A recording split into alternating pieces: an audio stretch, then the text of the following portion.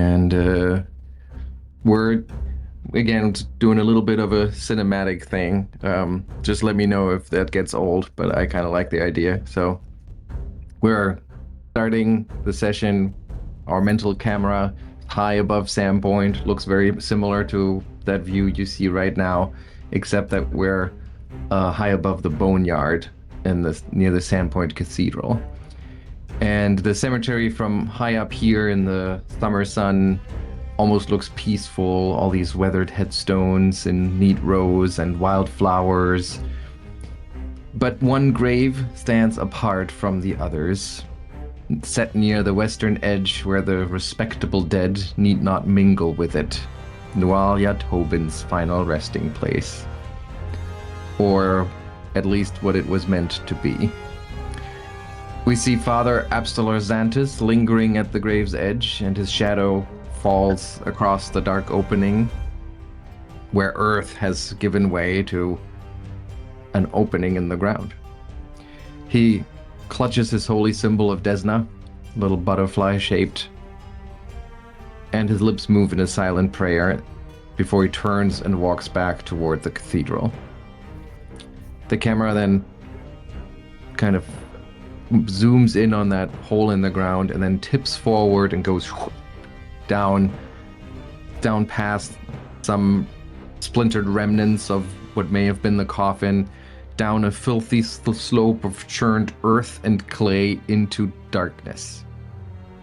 And then it slowly makes its way through a very tight tunnel, 4 feet high, but shored up with planks that look like they were scavenged from coffins and driftwood, because the wood still bears traces of names and epitaphs that give away that what they used to be. From somewhere up ahead, we hear some voices echo through the cramped passage. They're clearly goblin voices, screechy and high-pitched, but also weirdly different, like rasping and wet.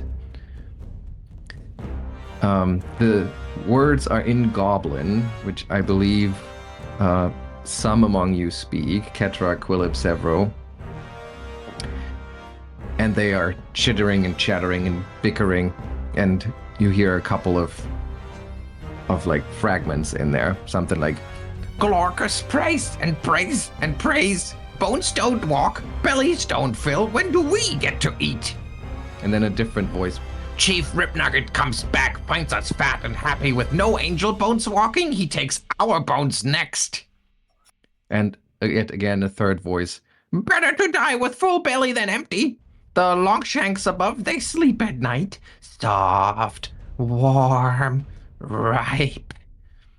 And as our mental camera continues through those tunnels, it then finally opens into a larger chamber, like 6 feet high, timber supporting the weight of the boneyard above. There are various boulders strewn across the room with gnawed bones on them. Let me switch the map at this point.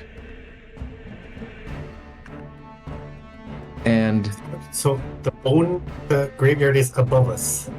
Yes.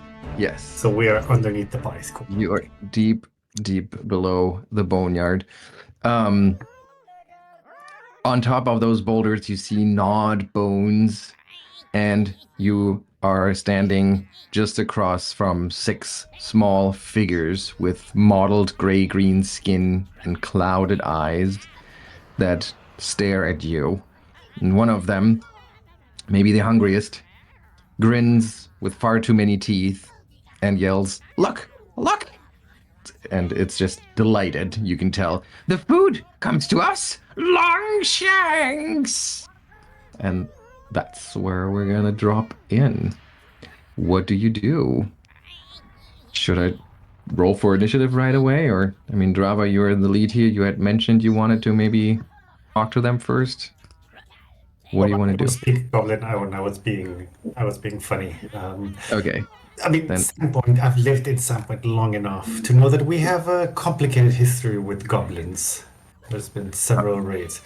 But if I understand correctly, that attitude has changed lately? Like goblins are. Yeah, I mean that's true for like generally the inner sea area. I think that there are more and more goblins showing up in polite society, but they're still considered outcasts, like living on the fringes of civilization at best. And especially in Sandpoint, which has so much history with goblins, they are maybe they're not necessarily killed on sight, but they're definitely like tried. People would try to you know drive them off as best as they can. They're considered pests at best. And So, they've not noticed my light, have they? I mean, what do you mean they have not noticed your Oh, light? are we starting already with initiative? Okay. Already. Well, I'm getting us started here because it sounds like we're. Doesn't I mean this our characters wouldn't know this, but doesn't Sam, doesn't your character have something with the goblin in your backstory? Is that your character that does? Yeah. Yeah. But that was like an above ground goblin. Living ones. Yeah, above ground goblin. Yeah. And One we of the do good know ones. these are ghoul goblins, right?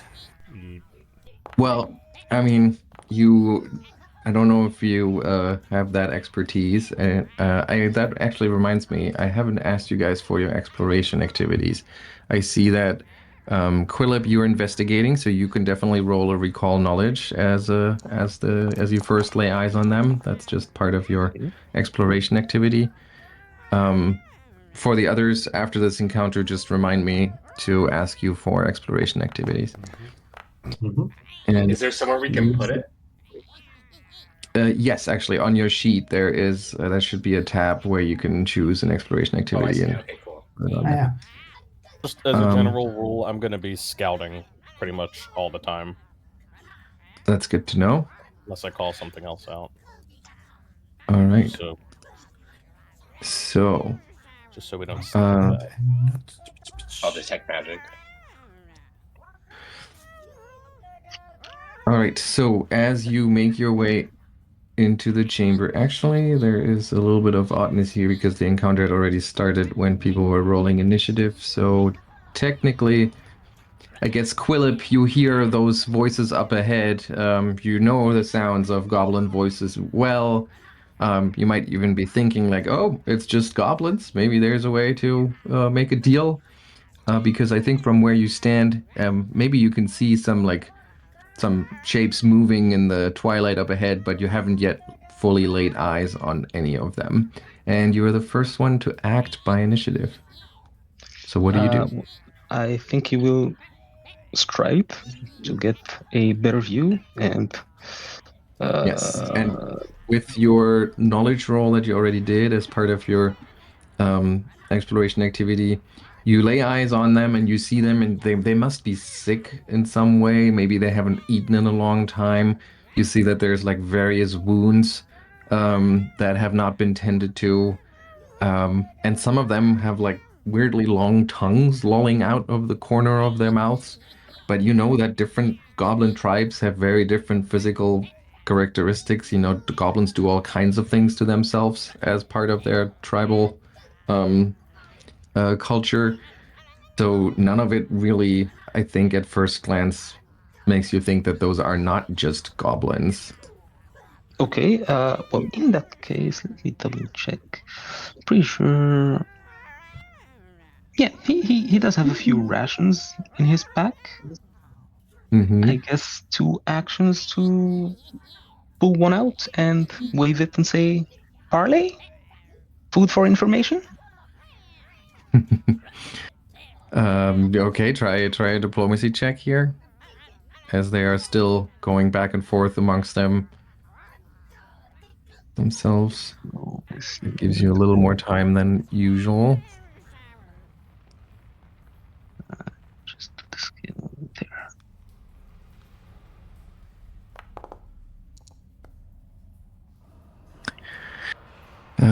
Okay, I assume you spoke in Goblin to them? Yeah. And, okay. So they look at each other and you hear them like smack their lips and their long, gross tongues like licking over large parts of their face, and one of them like winks very visibly at one of the other ones, and then looks at you and grins and goes like, Yes, yes, yes, parlay, yes. Okay, well, that's Nice job, Quillip. It worked. turn. Ketra.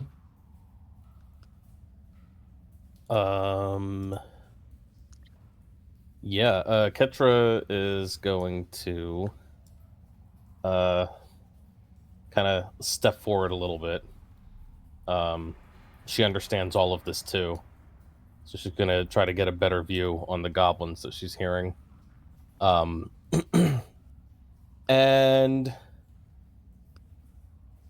she's just gonna bark out, also in Goblin. You're gonna want to take him up on that, or we won't have to give you any food, and you won't have to worry about it ever again. All right, give me your intimidation check here. Trying to coerce them. Yeah. Where is... Do I have to pick one target when I do that? I guess it helps with the DC, yeah, if you pick one of them. I'll pick this one since it's the only one I can see clearly. Yeah. Oh,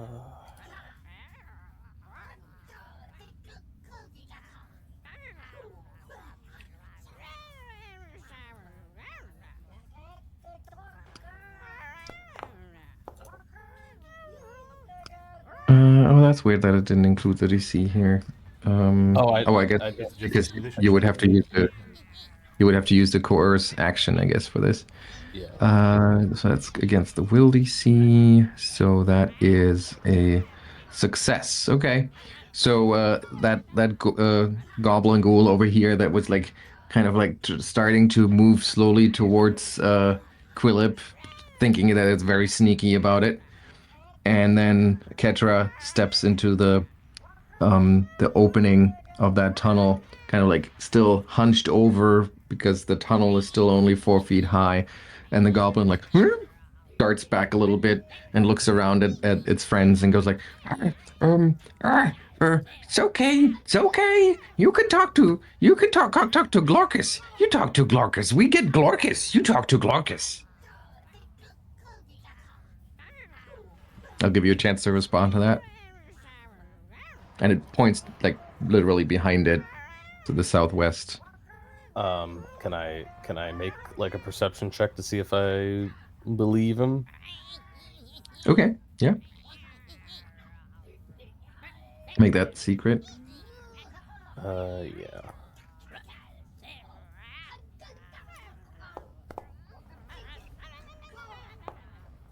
I mean, at least you're convinced that there is a Glorkus who's probably in charge of them.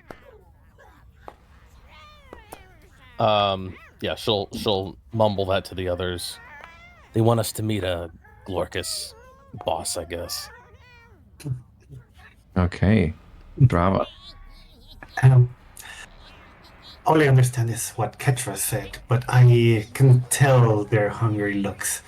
With my light held high, I reach into one of the many folds in my robes and produce this ash from when the cathedral burned down and put it in the lamp, which suddenly bursts in violet color, and I will exploit vulnerability. Ooh. So that's I have to roll. Esoteric, right? You want to but you want to target one of them?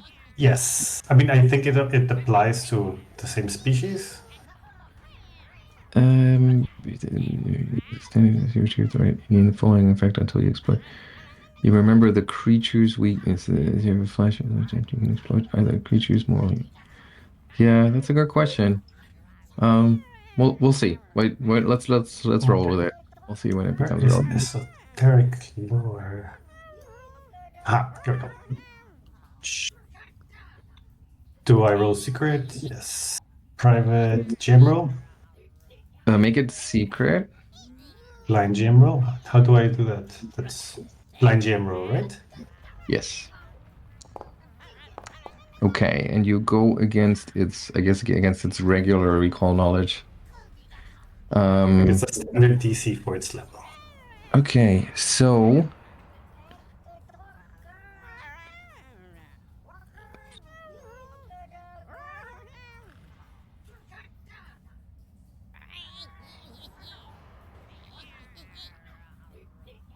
okay, so you know that there's not necessarily a physical weakness to goblins, but they are. It is fairly well known that they are terrified of fire,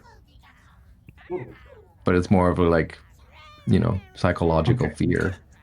So if it's a success, my unarmed and weapon strikes against the creature also become magical if they weren't already. Yeah, I realize that I do have to reveal that to you, otherwise that would be getting really complicated. So yeah, it was a success. Okay, cool. And for my second action, I see through their eyes and I stare at the closest one to me. And I don't know what it's saying, but I know the look of fear, so I will do intimidating glare. Yeah, and Like, yes, and as you're glaring at it, and the light of your lantern flares up with that purple flame, you can see that the goblin ghoul, just kind of ducks down, clearly scared of the whole thing. Show me do your. I want to roll intimidation? You do need to roll, yeah, yep. Yeah. We'll just see how scared it is. Yeah, if you target it first, then we get a I thought I proper did. result, but that's okay. Let me just look up its Get a will break DC next time. again. Okay, so do you get any bonus from your exploit vulnerability on that? Oh no, only I unarmed don't and think weapon. so. No. Okay, yeah, okay. So for a moment there, it seems to like shy away from the purple flames of your lantern, but maybe it's hunger or whatever it is, but it doesn't seem to be too frightened from the whole thing. It's So not smart. It's not scared enough yet. that's right. You have a third action, I believe. Uh, yes, but I'm not sure what to do with my third action because I don't want to attack just yet.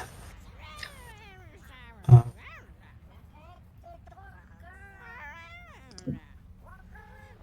Do you want to Then- move or anything? Stride. yeah, I think I'm gonna move a bit away. No, but I need to be close. Can I ready an action? No, right? Readying is two Is actions. drawing my sword is an action, right? Yes, that's a good idea. So I suddenly just unsheath it. Okay. Draw my weapon.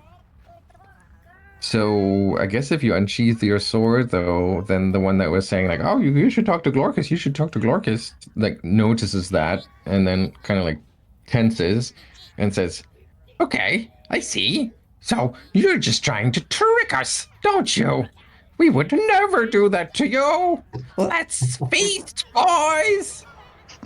and the little goblins spring into action. All right. Let's see. This one starts hustling forward here and hops onto that little boulder table there, and maybe Gnome looks like a weird meal, so I think it's gonna try to attack Drava first.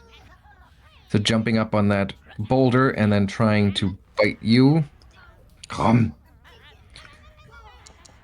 That's a hit. Mhm. So we'll have 6 points of damage, and you can just click the damage button under your name there.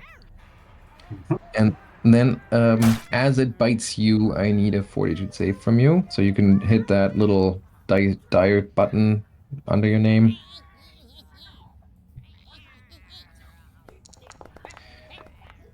Okay. And then one more fortitude save, please.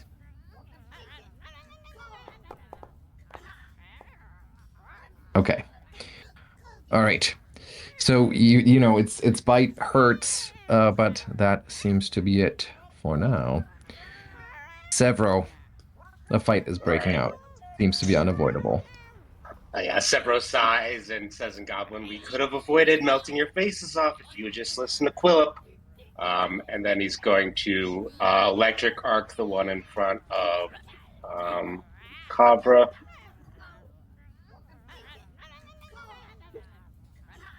Wait, who?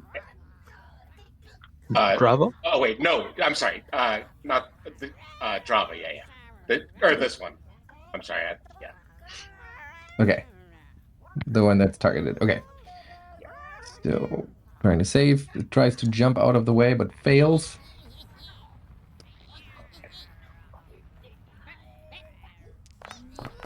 And you shock it for 8 points of damage. Its bones becoming briefly visible inside its body. It could jump to the other one too, right? Can it? Leaps from one target to another. Each target takes I think I can. targets one or two creatures. Yep, absolutely. Yeah. Okay. So I can do the one in front and that one. Okay. Yeah. Okay, so I'm gonna roll again, I guess, for the reflex save. Failing again. All right. Should I roll damage separately? No, I think you were using the same damage in this case. So I'm going to take that damage again. How do I do that? Like this. Okay, yeah, so, and you shock that one too. All right. And he's going to stay put, so that'll be my turn. All right. Another one of the goblins comes jumping forward, hopping around the cave in erratic movements, and makes a big leap there at the end. Way bigger leap than you would ever see a regular goblin do. And it basically charges Quillip and tries to bite you. Hitting for 3 points of damage.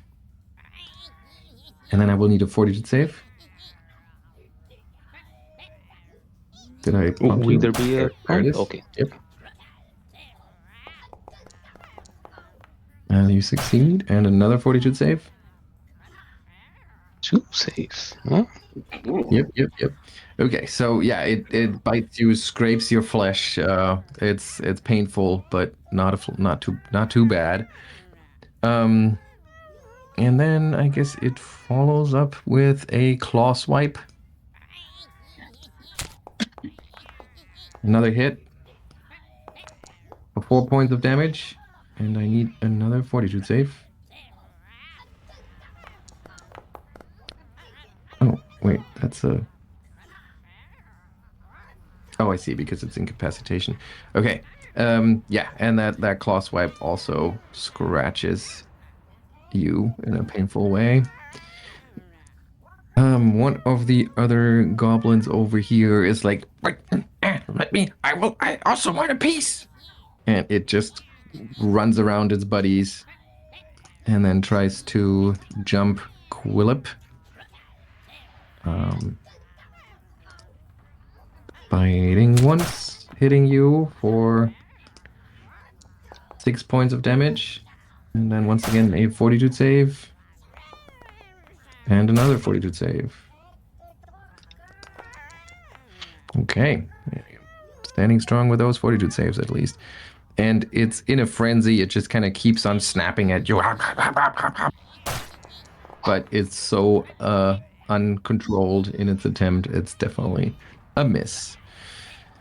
Oh, another goblin runs through the shadowy light within that big cavern, hopping around, getting around its buddies, taking 2 actions to go all the way over here, and then also trying to bite Quillip, missing, and that's 3 actions for it.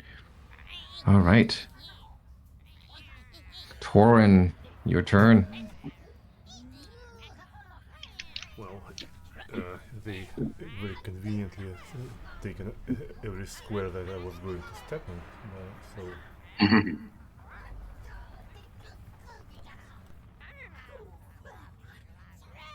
and I don't think I can jump over them, right? I mean, it's only 8 feet high here, I believe. 6 feet high, so that's not enough room, really. It's a dwarf. Yeah, but he's medium. You could tumble through. I don't know Yep, you could try if that. that's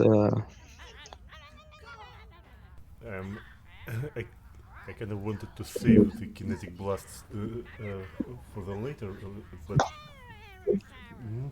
it seems that it would be easier to just uncork them right now. So in this case, the Toren, well, Kava and Servo Ketra and Servo will probably see if he is like looks extra grumpy because like well he things that he wanted to do are now like ruined for him. So, but he will take a deep breath, take a certain bit of concentration, and you will notice how the damp earth around you suddenly starts drying up, becoming whiter and more brittle, and the air starts to shimmer around Toren as he uses his channel the elements action, which unlocks his kinetic aura, and as he unlocks kinetic aura, the the amulet that he carries on his chest, which is like his gate attenuator, starts also glowing a little bit, simmering with inner fire, and but as he takes another breath, like spreads his arms in a rather grandiose gesture, the fire starts trailing just a little bit after his fingers, and with an deep exhalation, he will hurl an elemental blast at one of the goblins. Whoosh. This one, the one which is right straight away. All right, and as that Come on, fire target. starts to, as that fire starts to coalesce, and you kind of like pull it from the air, the goblins, like their faces light up in the flicker of those flames, and they're all just like, ha ha ha, no, ah, fire.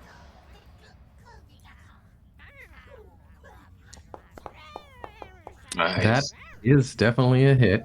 Which one did you target here?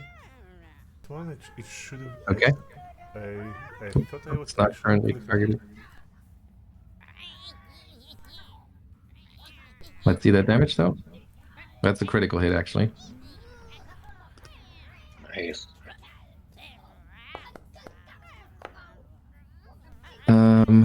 Although, hang on.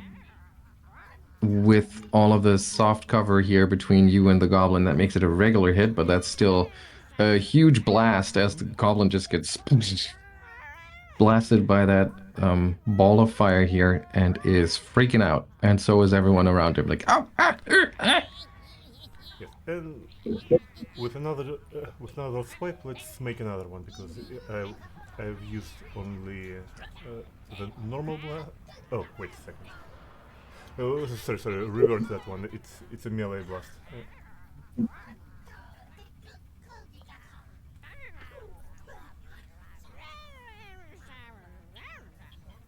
The the ranged blast is just d6. Oh, I see. Okay. Nevertheless, still terrified. Yeah, and let's blast another one. It's only one action version of the blast, so it will just take the penalty. And that's a regular hit. And you do 3 points of damage to it as those two fire bolts hit the goblin hard. Still, the whole gaggle of goblins here is in a feeding frenzy, and they keep jumping around and over each other and try to get through. But they have, I guess there's one more place here where one of them can squeeze in, leveraging their small size, and it squeezes past its buddies here to get in a swipe at Quillip, trying to claw at you from around the corner here. That is 4 points of damage and a fortitude save. All right, and then I believe that was only one action to move there, so it follows up with a quick snap of its gross-looking pointy teeth, but that's easily dodged by Quillip. Finally, the one that had been talking for the most part with Quillip's turn comes up, and he looks around and he sees all of his buddies' feet, and he calls out to them and says, "No, don't, just go easy on them. Go easy on them. We can't. We have to leave the best bits for the chief." And then it looks around, seeing no opening here, and goes, "Oh well, I guess I'll get Glorcus." And then it goes and runs off. And disappears around the corner. Quillip, your turn. Well, Quillip doesn't like being eaten, so he is going to take a stride back. And since these guys seem to not like fire, he is going to make use of that. He is going to spend one action to craft an Alchemist's Fire. And then he'll attempt to strike with it. So you moved back there, and then you're trying to attack this one here. Okay, yeah, you hit it square in the face with that thing. The stuff pops open, covers the goblin in burning alchemical liquids. What's the damage here? Oof! Really? Okay, so it takes the full base damage here, and just goes up in flames and goes... and it runs around. And I'm going to say that what's the splash damage basically is the goblin just like shaking itself so violently that it splashes all of the goblins around it as well with some of that stuff before it then collapses onto the ground and dies. So I think everyone around it just gets the damage, right? There's no... It gets the splash, which is 2 points. Right. Yes, but there's no save for it or anything like that. No. Okay, So that was... How do I do? Here we go. Splash. Nope, that's the wrong one. Why do you show up there? Splash and splash. Okay. Yeah, and they all are also just get it off me. And for his last action, he is going to again reach for his little vials to make himself a concoction. He's going to make one of these. And that's his 3 actions. Okay, Ketra.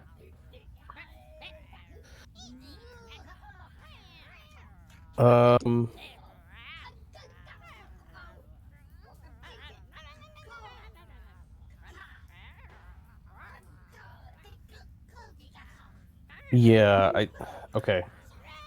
I mean, I don't know this, but I think Ketra would know this. Is everyone comfortable where they are? Like, is this where their characters want to be in the front lines or back lines?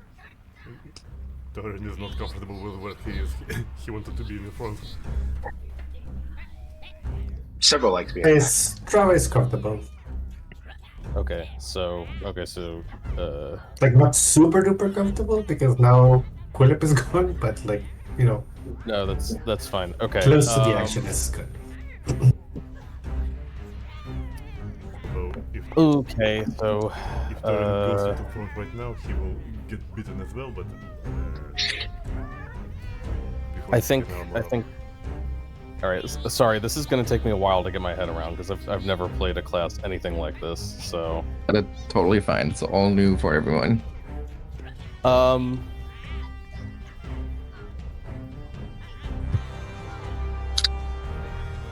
That would trigger.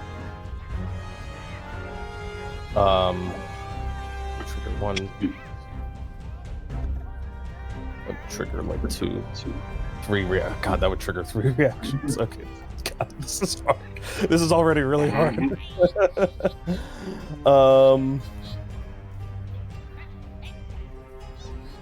I mean, yeah, if they have reactions, right? You haven't seen them take any reactor strikes. Oh, that's true. I keep thinking Just wait everyone's for got Quillip reactor to just strikes. bomb them all. I keep thinking everyone's got reactive strikes. No. Ketra is going to order. She's going to look at. I think she can do this herself. I think she can. Yeah, she counts as her own squad mate. So, she's going to look to Toren, and she's going to say,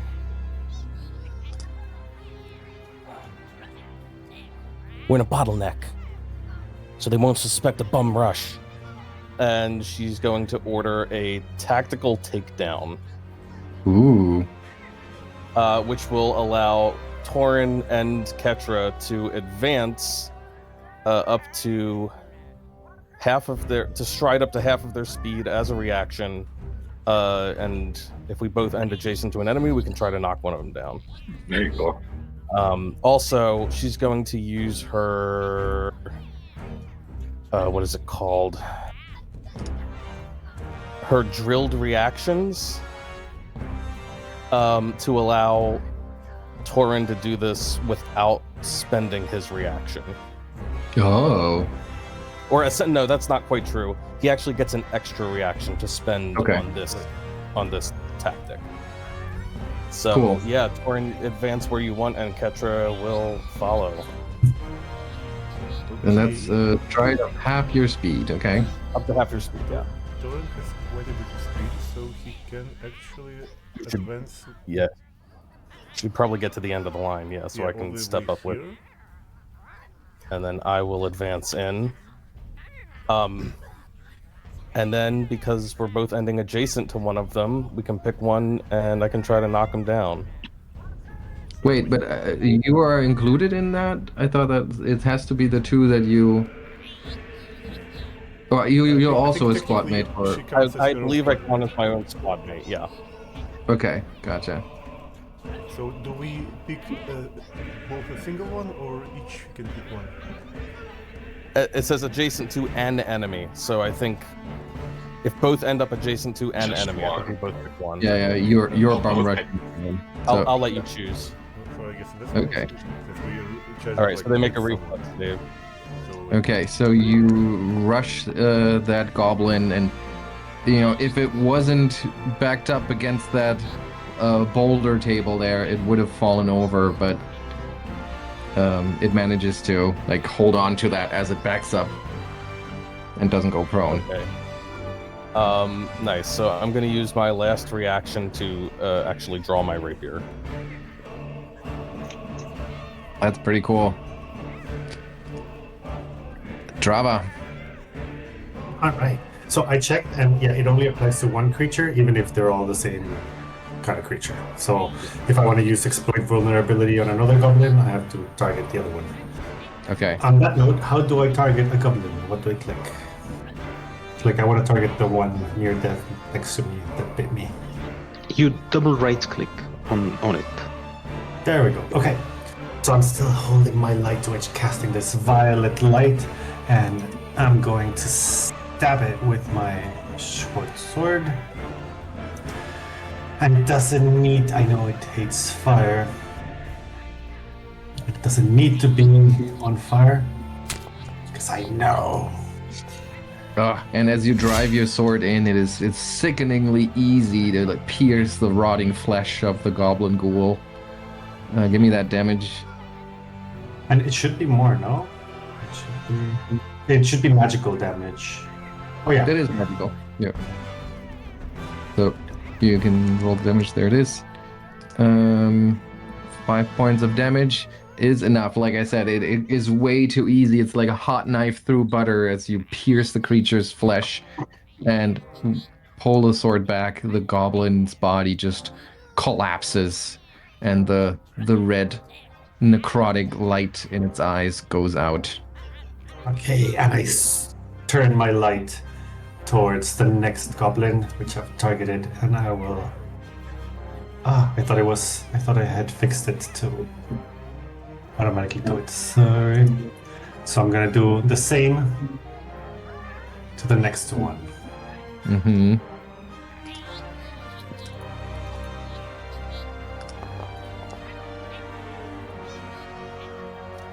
And that's a success. So, yeah, you would assume it is the same kind of goblin. I cast its light, and through its violet light, I see all its weaknesses and its nightmares, and I shoot a gaze, peering at it with my violet eye, and try to intimidate it.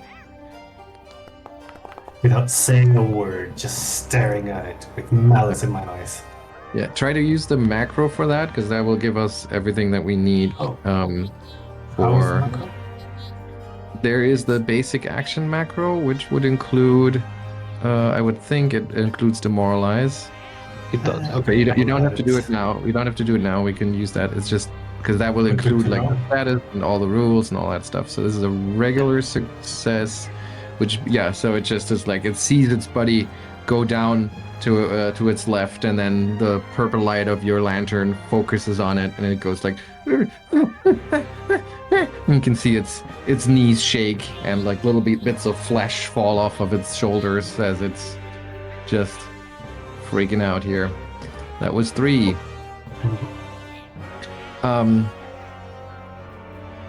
Okay, hang on here while I figure out the speed. Okay.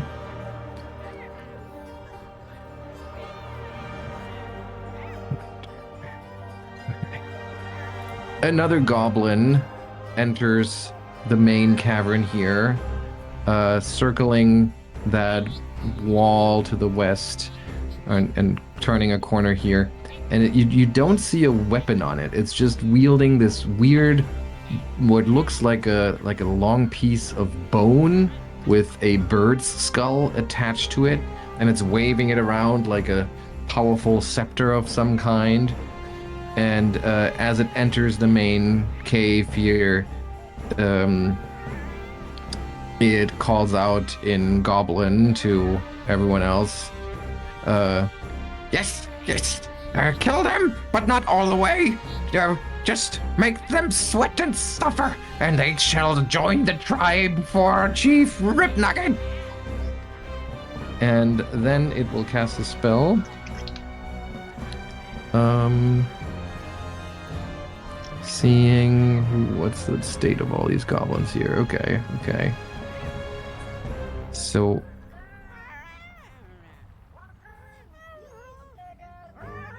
30 feet.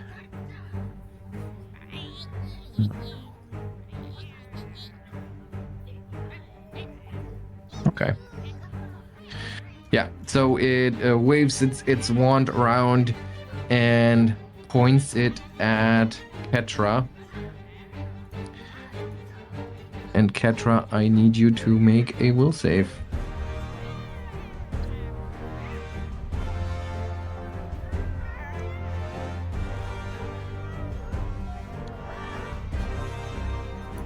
Ketra?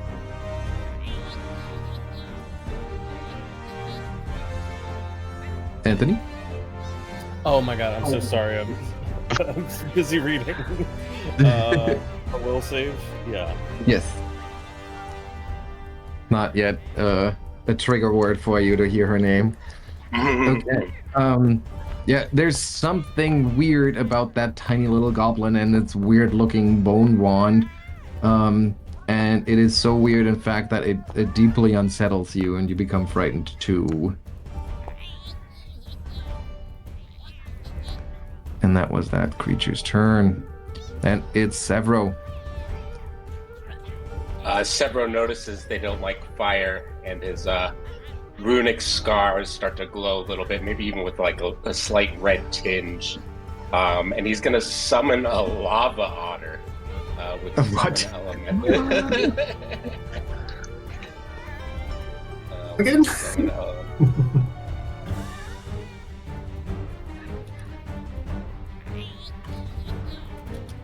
Okay, it counts as a common creature. doesn't yet have a fun icon though. So, where do you summon it? I'll put it right here. Okay. And remind me when it manifests, it gets an action immediately. Is that right? I have zero idea. I was gonna ask you guys. Well, that's how summon. Dragon worked. Yeah, that is not necessarily how everything transfers, but let's see. Summon. In conjure critically, such creatures can be and the creature must be in combat against the summon trait, and it must appear in an unoccupied space. The highest level of creatures as well. Okay. Immediately when you finish casting this spell, the summoned creature uses its 2 actions for that turn. A spawn or other creature generated from a summoned creature returns to its unaltered blah blah blah blah blah blah. Okay, so it does get its 2 actions. So it'll use them both to attack. First this one. And what's its molten form? Any creature that hits the lava with an unarmed strike or otherwise touches it takes 1 fire damage. Lava otter can sneak at its full speed in lava. Lava otter can share the same space as another lava otter. Okay. Yeah, the cool thing is if it hits with the jaw, it can do that scattering magma. So like grabs it, and shakes like a dog, and gets fire on the other ones by it too. Oh right. Okay. So it'll first try to bite the frightened goblin. Manages to just barely snatch it. Nice, because of the frightened. 5 points of damage. And then it uses its second action, and it, does the thing where it just shakes that goblin around, flinging lava to all creatures adjacent to it. So that includes Ketra and Drava and Toren. You all take 3 points of damage as you get showered in bits of lava. Oh, bad otter!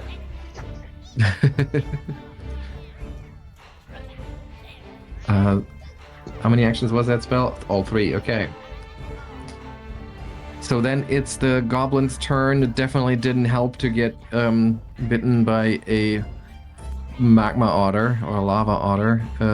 It's still frightened, but it is also hungry. And maybe what it does is it tries to back up, like maybe turning around, but then it meets the gaze of Glorkus back there that just like shoots him an angry stare, and it turns back around and kind of with a shaking arm, it lashes out with its claw at Ketra. Oh, and manages to land a very lucky critical hit here. Maybe because it looked for a moment like it was gonna run off. Ketra lets down her guard and then takes 6 points of damage from that claw swipe. And needs to do a fortitude save.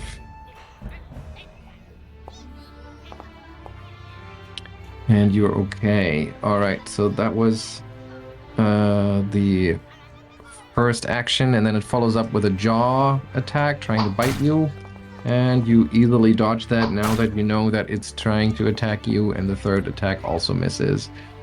The other goblin down here, it's not gonna mess with that fire guy.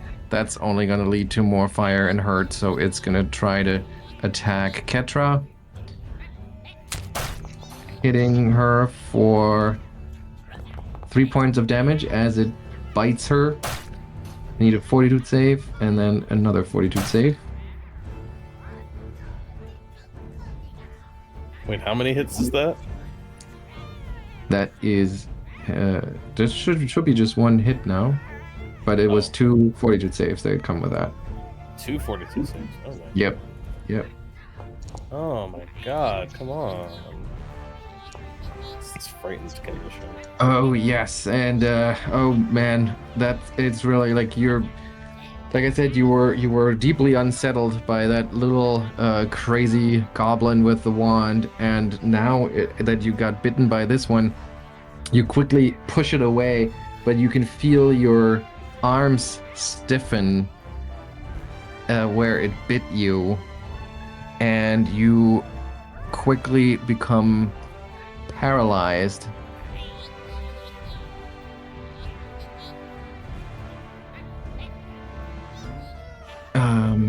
That was its first attack. Second one is going to be a claw swipe, which critically hits you now that you're paralyzed for 6 points of damage.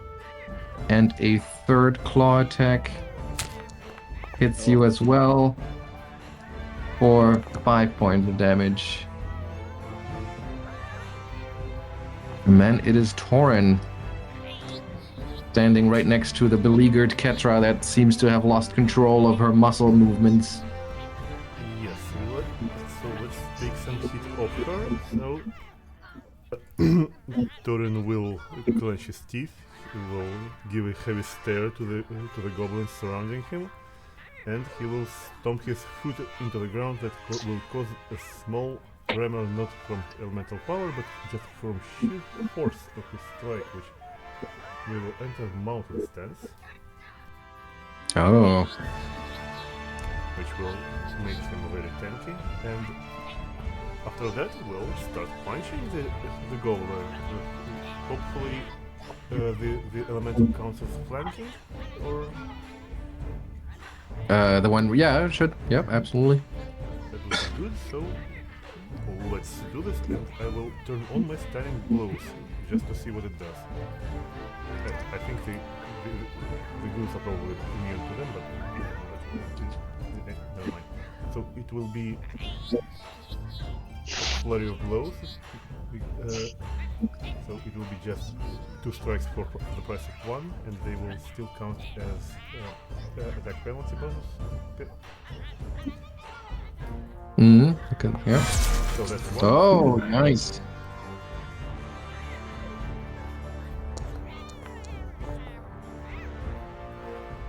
That's already doubled. Okay, so you like smash it so hard, most of its lower jaw just kind of like crumbles under the force of your fist, and it literally like pops out of the socket, and there's just this like goblin skull with the upper row of teeth and a tongue lolling out. It'll do the fortitude save here, but I suspect that they are going to be immune.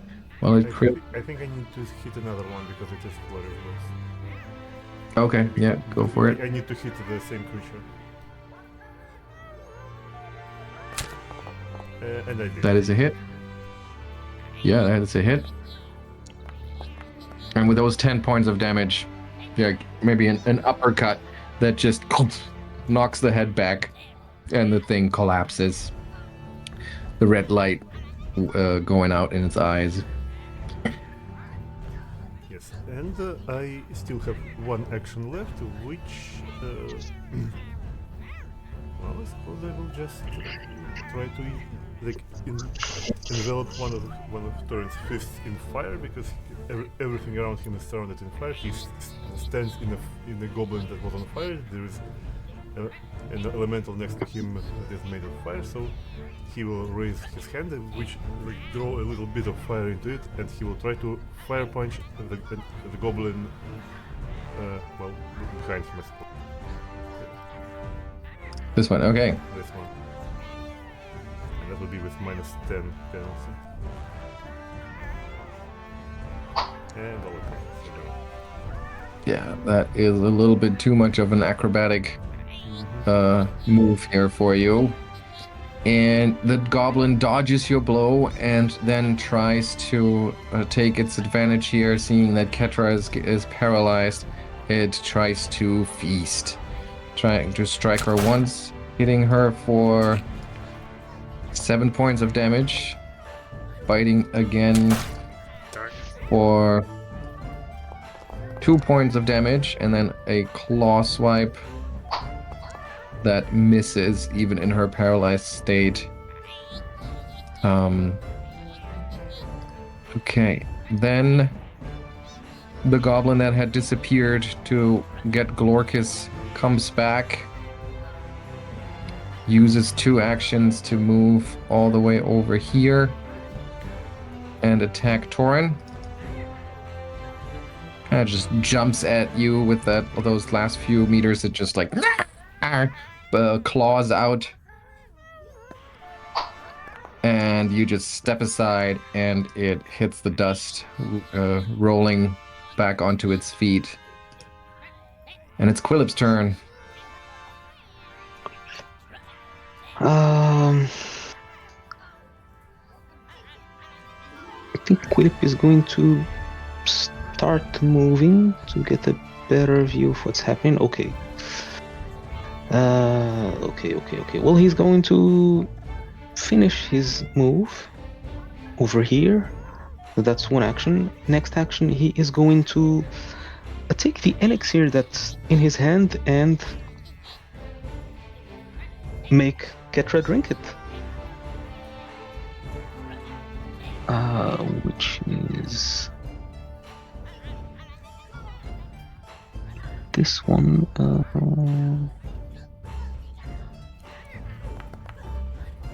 So that's healing for Ketra.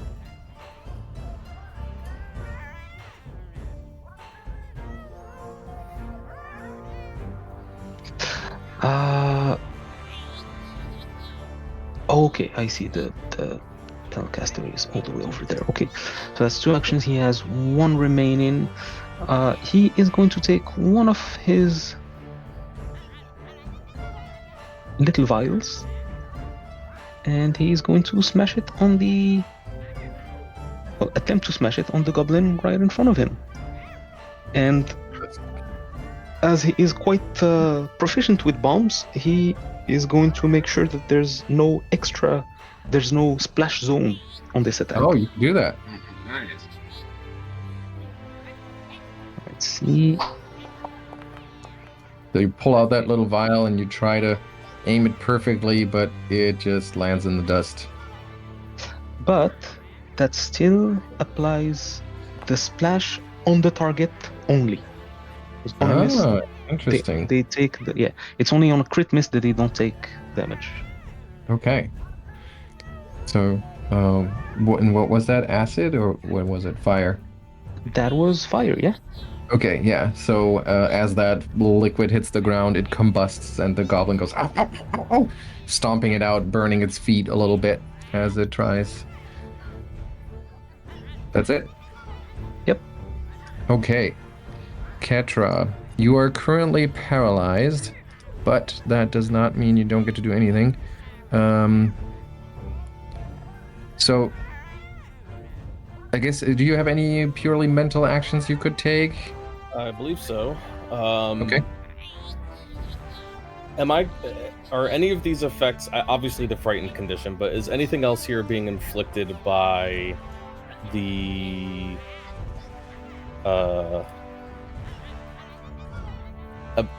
by another mental effect? No. Okay.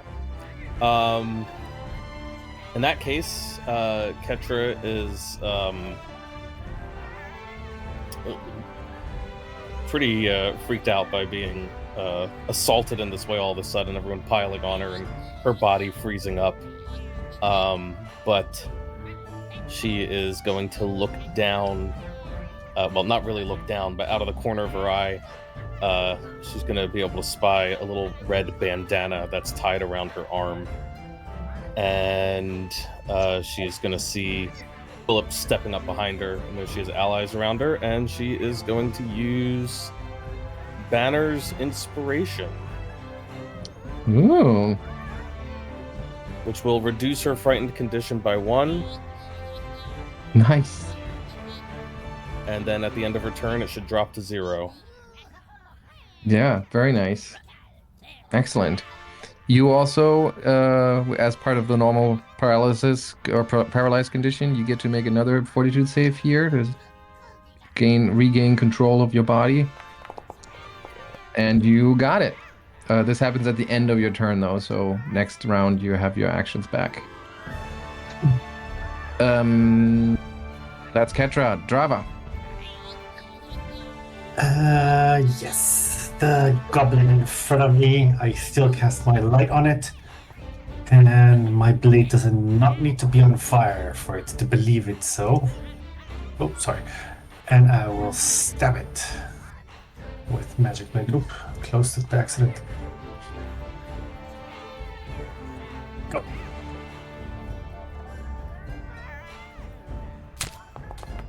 Yes, and like a searchlight. Your lantern illuminates the goblin, and you stab it for. See that damage? Oh, it should be magical damage. Oh, yeah. It is cool. Yeah. It has that magic. Does the otter count as flanking? I don't know if it makes a difference, but It does, and it should consider that. Oh, I guess it's not a. Hang on, I need to make this an an ally. It is a party. No, not party. Yes, I guess it's party. Okay. And with that, actually, that would make it a 26, which makes it a critical hit. So that is 18 points of damage, which kills the goblin. Good call nice. on that. All right, that was one action. That's one action. For my second action, I will. It doesn't say exploit vulnerability doesn't have a distance. Can I do it from this distance? I would think so. Yeah, as long as you can. So see then it I clearly. raise my lantern towards this strange goblin holding this staff with the bird's head. Sprinkle some of the ashes on it, and then how do I do the macro? Do you have the basic action macro in your quick bar? I have exploit vulnerability, but it just does this. No, I thought that we set up the basic action macro in your quick bar last time. Do you have that? Basic action macro. Yeah. And then there should be a Counter. demoralize button. No, but I'm not doing demoralize first. I'm doing exploit vulnerability first, which is Oh, right. esoteric lore. Yeah, that's just. I don't think there's a macro for that. So you just roll your esoteric lore. And that's I cast my violet light on it.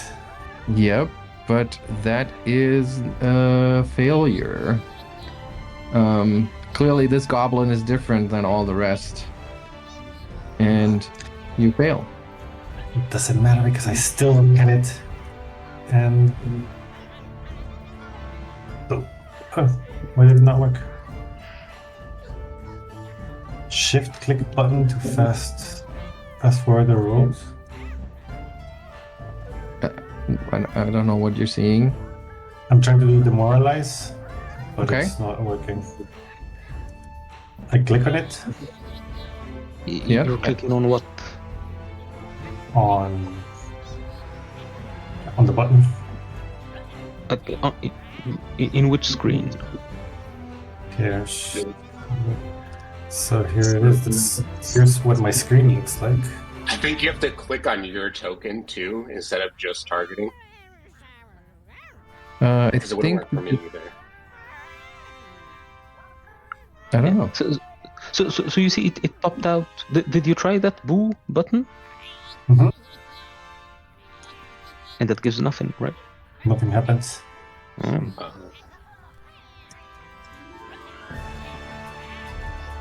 And you have the creature targeted, Yeah,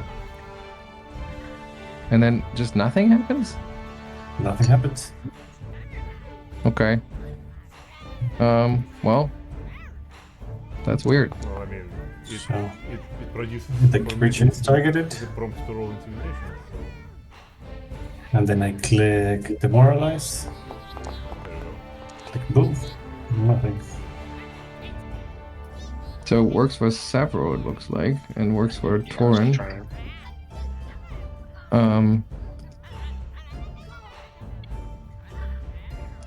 Let's see what the open bestiary tells us about those things. Well, I guess then just roll your straight up intimidation, but that's odd. Well, we'll see. Oi. Okay, and it Doesn't matter. just giggles at you and mocks you and says, "I goblin that you don't understand." What does it say for those of us that speak Goblin, Simon? For those of you that do understand, for those of you that do understand, it just responds that I'm not afraid of you. I'm not afraid of anyone except Chief Ripnugget. and I believe that's your turn, and then it is the goblin's turn, and you keep killing the goblins before it has a chance to heal them, so there goes my plan.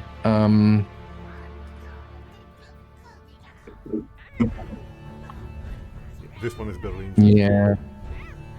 Yeah, but that doesn't really make that big of a difference here.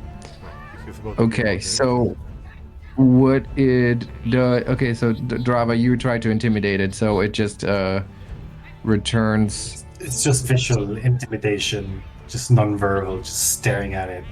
Right, Wickedness just in my eyes. giving it a glare, but it does seem unimpressed by that. And instead, it casts a spell, and a bird's skull starts to manifest next to you, Drava, in the seems to be made of pure magical force. And as it has fully manifested, it then hacks at you. And somehow you have your wits about you and you dodge it. I let it pass through me. I do not let your magics affect me. And then with his third action, he's gonna sustain the spell, which means it gets to strike again, but because it's the second time here, it'll take the map. But it hits. And it does 7 points of magical force damage to you.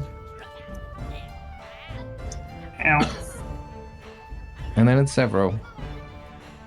All right, Sevro is also going to sustain for his first action, and so it'll attack the enemy, I guess. I don't know if he can, but I'll be like, don't shake this time.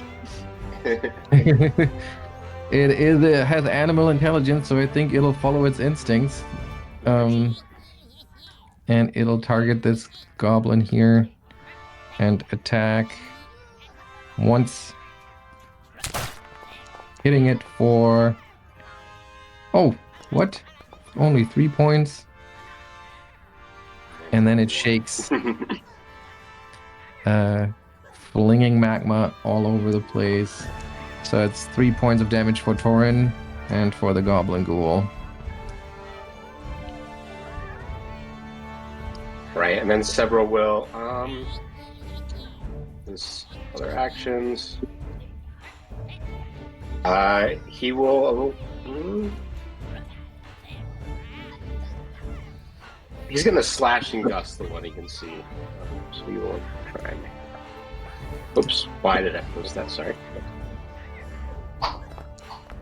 Oh, okay. So you slash your hand through the air and there's like a little gust of wind, but it doesn't hurt anyone.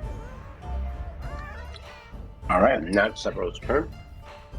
Okay. Toren. Okay, well, Toren was a bit discomforted by constant splashings of lava, but, well, he chooses to view it as training, so let's focus on getting this goblin out of commission, because this one seems to be very conveniently positioned himself in a niche where he cannot escape from. So Toren will turn to the goblin, crack his neck, and just start flurry blows again. Just rain down punches on the little goblin. Yeah. Where is my flurry of blows? I'm gonna use it for just like this. Give animation. Following stone strike 1. Oh yeah, and that connects. Another nasty crack as you smash some of those brittle bones.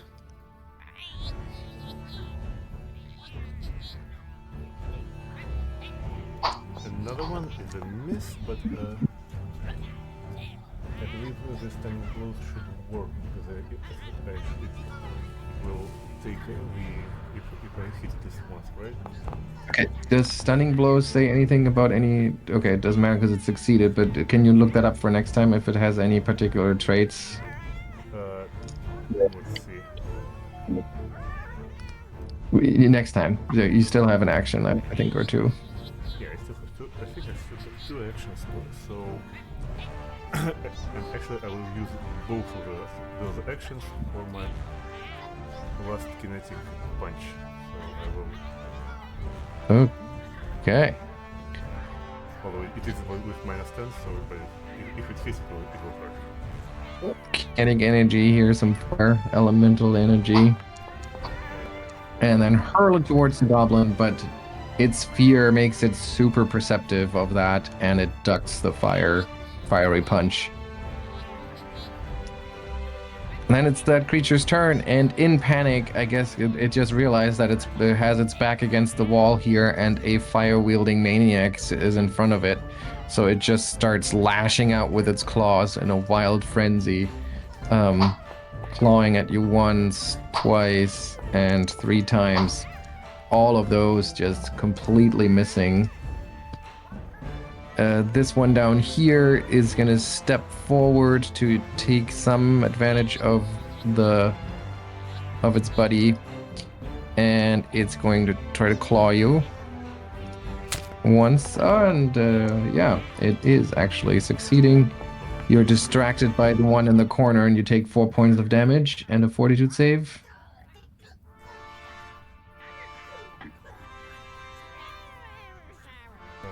Do I click on this one? Don't forget the fortitude save. Wait a second. Yeah, it still gives the same problem. All right, and the final claw strike hits you again, and I will need another fortitude save.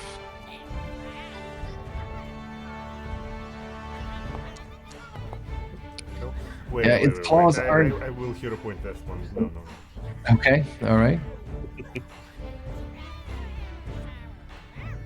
However, it's reroll units. Okay. Yeah, so its claws aren't particularly painful, but you do feel that stiffening sensation in your muscles, and you like focus on your breathing, and you manage to keep control of your body. I mean, you've trained for this. Quillip. Okay. I think Quillip is going to take a look at the goblin spellcaster, and he'll try to see if he can anticipate his movements. Ooh, we're trying to devise a stratagem. Okay. Quillip thinks maybe he can land a bomb here, so he is going to strike just a little bit forward, and then so that was one action. Last action, he will again pull off a vial, give it a quick shake, and throw it at the goblin. So that's this, Alright. and then this, and finally. Following your previously devised plan here, you move in and toss the vial. Yeah, let's see if it does take. I think it did take the result. Yeah. Oh wow, that actually worked. Yeah. Yeah. Cool. That's a hit, Nice. and that's a good amount of damage. Hang on, did it do that correctly? 4 + 2, and then it should also take the splash, correct? Yeah. Okay. So that's another 2. All right, yeah. So you hit it with that fire, and the goblin's smug grin is washed off its face for a second as it goes and frantically tries to stomp it out. It's Ketra's turn. Yeah, Ketra's going to grit her teeth, and she's going to draw her sap, which, as she does so, if you'll allow it for flavor, Simon, she's got the bandana on her tied to her arm, but if you'll let me tie it to the sap, as part of that, because that is in fact her banner. And she's going to brandish it at that goblin in the corner, and she's going to say, "Toren, kill." And she's going to give him a free attack on the thing. She also targets him with the drilled reaction, so he doesn't burn his reaction doing it. Okay, Nice. Does it with my Full MAP, full attack. You just get a strike is what you get. So Whoa! Feeling very inspired, apparently. These two work well in a team. Yeah. Yeah. Okay, so this is already doubled, and you just you knock its lights out. It's that's my turn. that's a good turn. And then it's Drava. I am going to move towards. Oh, how do I go back to? I'm going to move towards that nefarious little goblin, holding up my light, letting the ashes of the people of Sandpoint burn in my lantern as I again try to exploit vulnerability. Mm-hmm. And find the weakness, find what hurts the most. Sorry.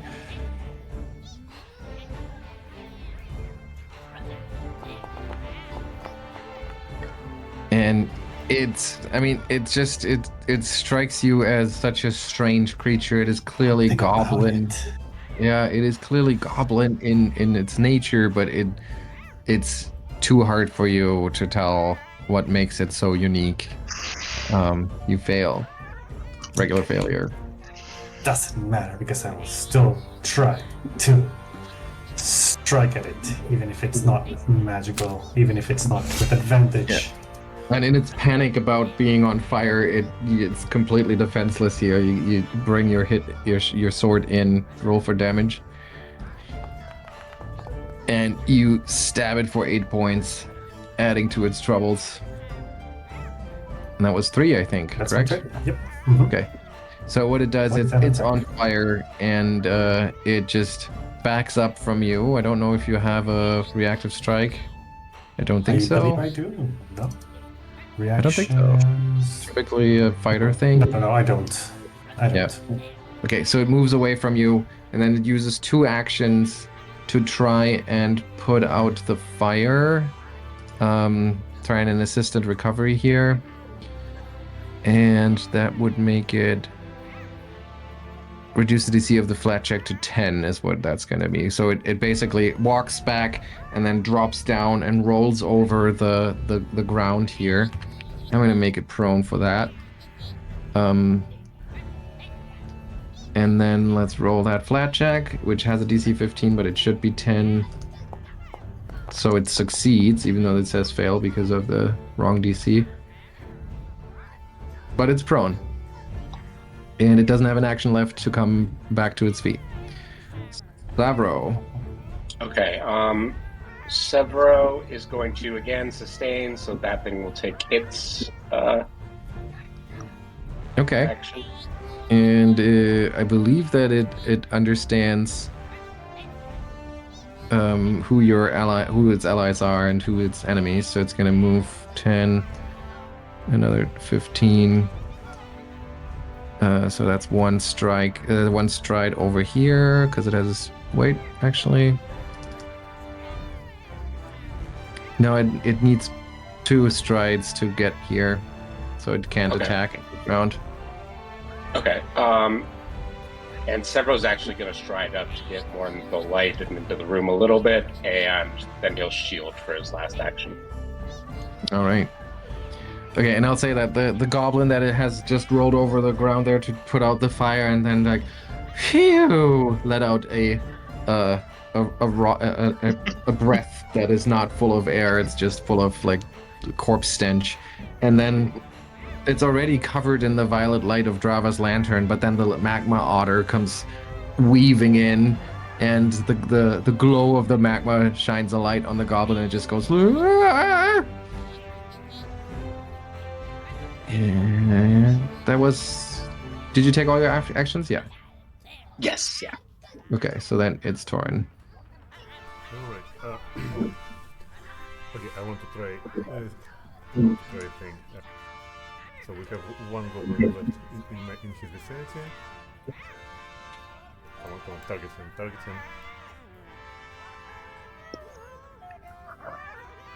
good. I want to try and trip him first. Oh, I forgot. I didn't see that one. The magma otter would have attacked that first, but never mind. It's okay. It's okay. Maybe it's a smart one. He knows where the real devil is. So I want to trip Well, this goblin. it just always goes to the other one. Oh,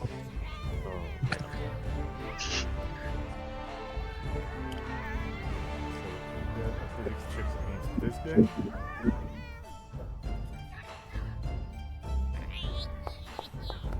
Okay, and you knock it prone. Wait, hang on. Yes, you knock it prone, but not with damage. That's unfortunate, but okay. So that counts as an attack, unfortunately, but I will try to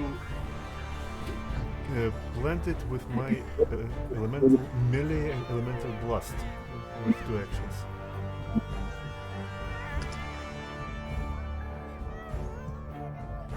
And he missed.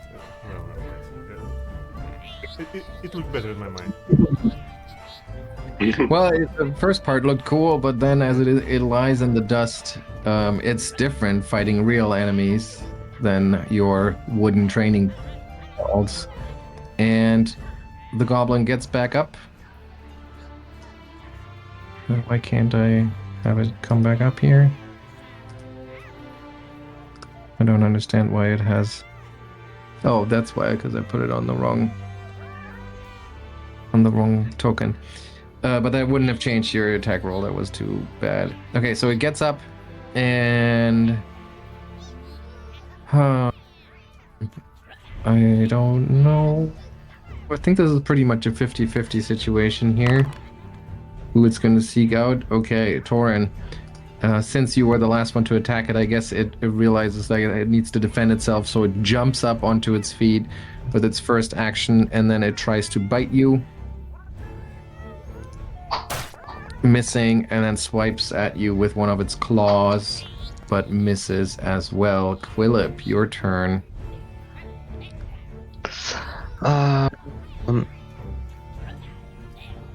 guess Quillip is going to again try to see if he can land a blow on that goblin. Apparently not. So instead, he is going to spend his actions producing a little healing elixir and drink it. And that'll be his turn. All right, Ketra. Ketra is going to look at this goblin and look at Toren. She's going to say, we need to finish this now. And she's going to use Setup Strike to try to strike the goblin. Okay, so it's normal strike, right?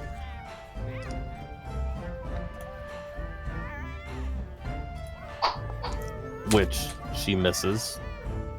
She fails to set it up. But she'll still give Toren the nudge, allowing him to perform another strike hard. Okay. Take that strike as a reaction. Wow. This seems to be working really well. Oh, I like It does seem to be working. Man, you really work well together. Toren, that's already doubled. And you're a goblin killing machine.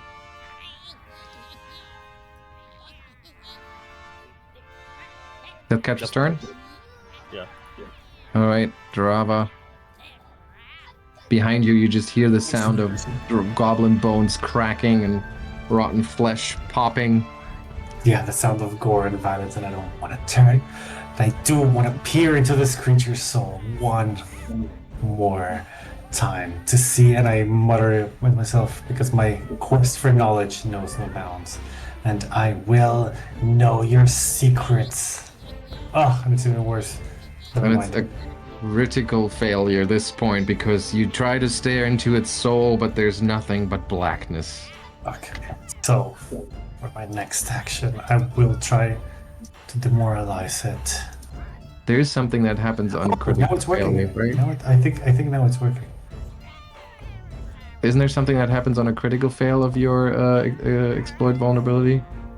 There is, yes. Critical flavor, you can remember the right object to use and become distracted when you rummage through your esoterica. So you're off Oh. guard till your next turn. Okay. Interesting. Yeah, so maybe that is the shock of just realizing, like, oh my god, this thing is so evil. I can't peer into it. Okay. And I tried to demoralize, but I also failed. And You need to have morals to begin with. I say, your companions are lost, your goblins are killed. It's only you left. Relinquish this foolish attempt. Drop your weapons. And it does seem to understand you, even though you speak in Taldane and the common tongue. And it responds in Goblin. Verisian? What's that? I try to speak in Verisian, maybe that works better. But it doesn't matter. Well, I mean, like I said, it does seem to understand the common tongue because it does respond. It's just that you don't understand the response. But others may hear it and they say, like, I'm not afraid of you. I am not afraid of anyone except Chief Ribnugget. Except who? Oh, I don't understand. And Okay. then that was your turn? Mhm. Okay. So it picks itself up from the ground, no longer prone. So that was action 1. And it is confronted with that magma otter. And what does it do? It actually jumps 15 feet away from the otter. Just whoom, Whoa. a weird, super nimble, definitely not goblin-like leap. And that was 2 actions. So what can it do with its 3rd action? It just brings up a shield, a magical shield. And then it is Sevro's turn. Okay, several will sustain. So the otter kind of almost flowing over that boulder table there and trying to bite the goblin behind its magical force shield, which is little protection against this bite. So let's see the damage. And it blocks that as best as it can. Shield's Heart is 5, so 3 points go through. Does that work like that? Yes, it does. Excellent. And that means Shield's Heart is 5. You can use the spell's reaction to reduce damage. If it doesn't do it after you use Shield Block, the spell ends and you can't cast it again for 10 minutes. Okay, so it no longer has the shield now. Okay, that was your sustain. Okay, and then he will electric arc slashing gust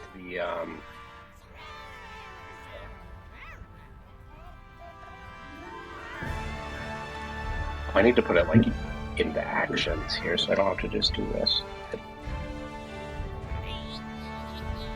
Okay, so you slash your hand through the air. The runes on your skin crackling slightly, but Yeah, swirl, yeah. the spell does not come into full effect. Toren.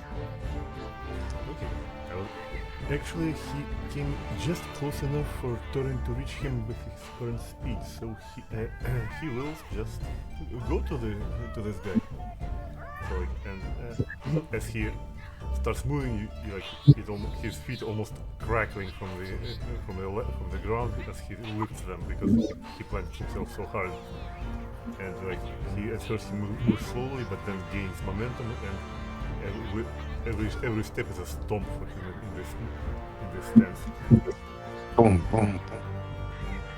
The graveyard soil that's held back by the framing of old coffin wood starts to like rain down a little bit as Toren's heavy footsteps echo through the cave. And I think nothing really stops me from doing another big flurry of blows. Go for it.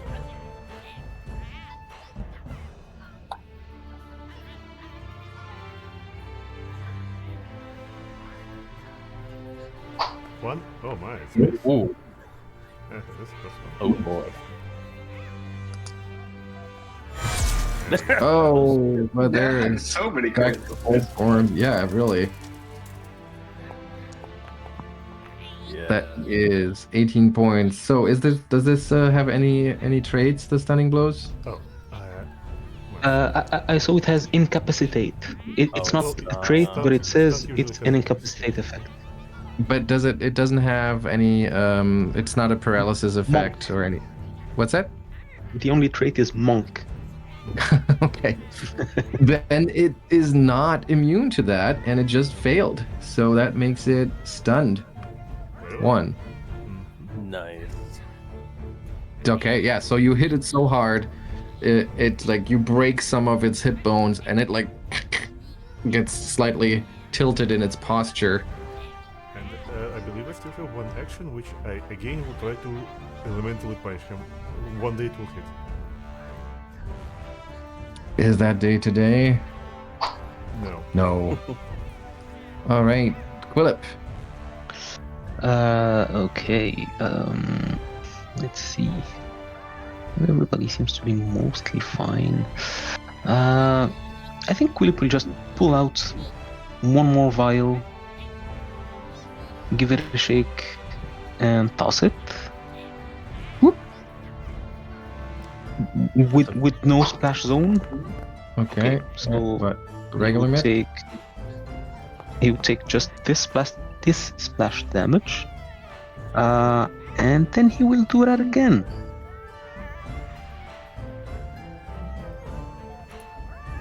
And again, like the vial basically hits the ground, and as the liquid oxidizes, the flames lick up, and the goblin quickly like tries to stomp it out and burns his feet a little. And with Quillip's last action, he is going to try to listen out to any footsteps or any sound of Any reinforcements? reinforcements. Yeah. Okay, yeah.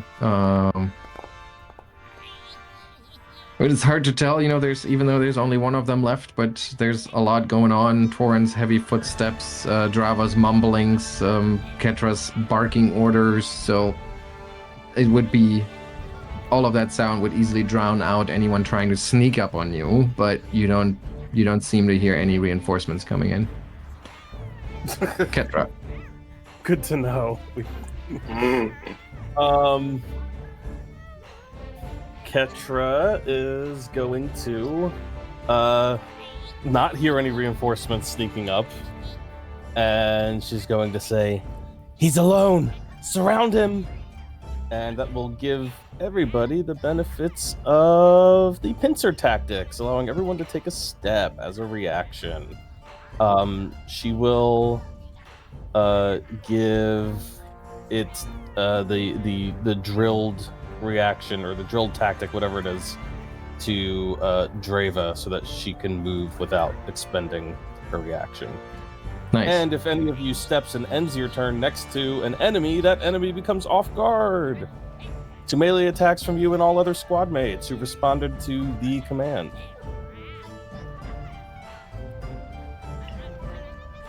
Very cool. All right, so everybody step if you want to.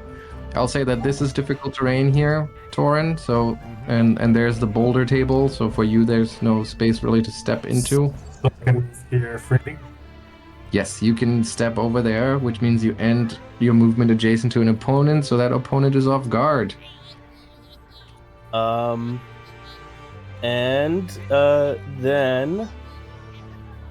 Ketra's swinging around Drava's swinging around a weapon, right? I'm not crazy. Yep. Short sword in one hand and a lantern in the other. Okay. Then Ketra's just gonna call out, "Follow through, Drava," and you can strike hard. Oh, because she react. didn't use her. Yeah, because she didn't have to use her reaction. Now she can use her actual reaction. Nice. Ew, and I will. Whoa. Damage. Okay, you stab the goblin for 4 points. Its undead flesh gives little resistance, but it continues to haunt this plane. That's Ketra's turn, and then it's your regular turn, Drava. Drava, how we're saying it? Drava. Drava. And nothing vexes me more than not knowing, and the frustration from the last time even makes me caught me off guard. But this time I know it's not ashes, but soot, the dirt of this creature that vexes me, and as I produce this thick mud from the graveyard and I smear it in my lantern as my esoterica and cast my light on it so I can exploit its weakness once and for all. Oh, come on! This creature. And once again, it's a critical fail. So maybe you burn your hand on that violet light, and you're somewhat confused. So that distracts you enough to be off guard for now. Can you still attack? Yeah. You still have your 2 actions. Okay. I'm gonna stab it in frustration.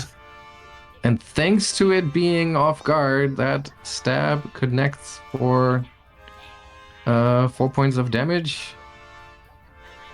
You continue to stab the thing, but it just won't go down. Attack again with a All right. penalty, right? Yep, with a -5 or 4, depending on what you're attacking with. -4, yeah. And another hit thanks to it being off guard. Those are 2 exactly +0 hits. And another good stab here, but that creature is just made out of sheer evil tenacity, it seems like. From what hole did you crawl out of that I can peer into your soul?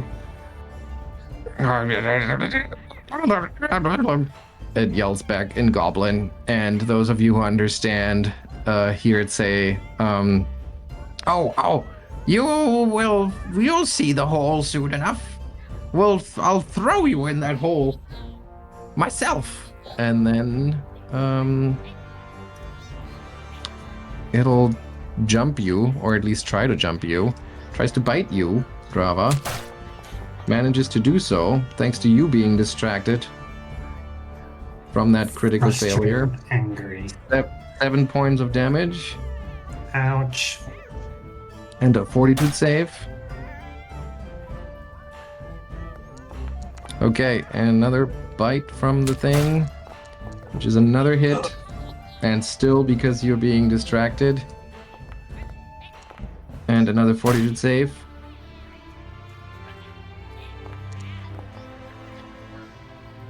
And so it jumps you and it starts to to gnash away, and you can sense pretty quickly you can sense it's this is not good. This feels wrong. Your shoulder stiffens and then it radiates out from there, and your entire body becomes paralyzed, and it uses its 3rd attack to continue to bite you, but fails to do any harm. And Sevro. Alright, Just a quick note. Just a quick thing. I think Drava's off guard should have expired at the start of her turn. No, because she did another fail. Yeah. Yeah. She crit failed. Oh, on the same turn. Oh. Yep. How many crit fails was that? So the lava. The better dice. The lava otter tries to bite the goblin. Crit misses, and the second bite is another crit miss. All right. And I will slashing gust at this guy. Will it work this time? Yes, it does. Little ripples of air cut through the air and actually cause little wounds to pop up on the goblin ghoul's flesh. And that's your turn? Yep. Toren. Okay, and Toren winds up yet another punch, and right before he starts striking, he catches himself and I forgot. He will look at his goblin and say, he will ask, "Hey you, where are the bones?"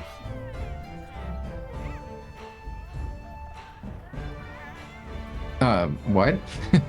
I mean, The bones. it's you're yelling at it like, where are the bones? Yes. And it looks around, it's like, and then it looks over at that opening over here, and then back at you, and it says, "I'll never tell." That's good enough.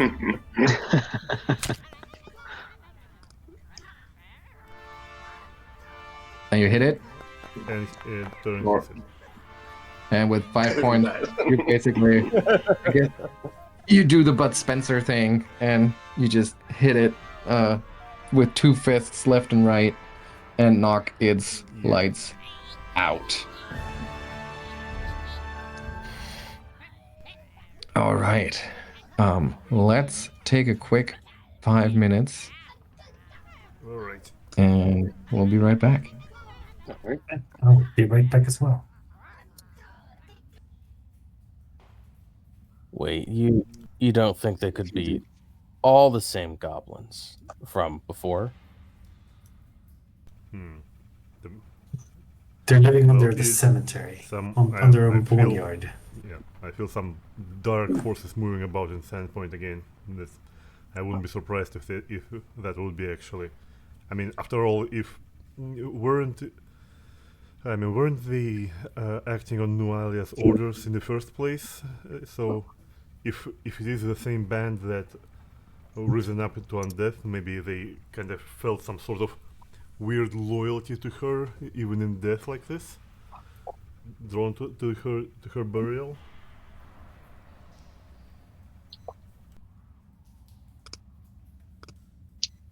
It's still Quillip is going bones. to Quillip is going to go through the room and start counting. Am I missing a goblin corpse here? I thought there were 6 before the spellcaster came in. There's one on top of that one. Mm-hmm. Yeah, we stopped before we got.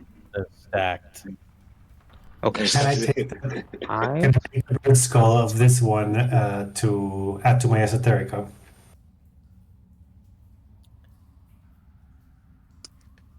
So you want to take the staff from this one? Not as a weapon, just like something to add to my esoterica, just for flavor. Yeah, I mean, is it lootable for you? I think it should be.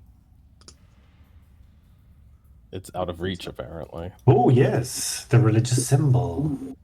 Oh, you have to be adjacent to it. Interesting. Yeah. Yeah, but the staff is actually the wand of fear. That's the scepter. It is indeed also holding on to a religious symbol, or what seems to be a religious symbol to it. And it is once again shaped like a bird's skull. Most curious. Would anybody object if I add this to my esoterica? No, you like collecting weird shit. That's cool with me. I might ask you to inspect it later on, as evidence. But sure, keep it. Certainly, I very much enjoy the sharing of knowledge. So whatever you can divine from it, I would be very curious to learn. Ketra is going to rip a goblin tooth out of a wound on her arm, and she says, "What can you tell me Jesus. from this?" Wait, what did she do? She ripped a goblin tooth out of a wound in her arm. Oh. Okay. I hear you. Come. Just sit down here. Do you have more than one tooth? Because Drava would take another one and just like put it in a pocket. Quillip is going to undo his back. No, actually, he doesn't need to undo his back. He's just gonna pull out, a scalpel and some bandages, and just sit down. Let me disinfect that.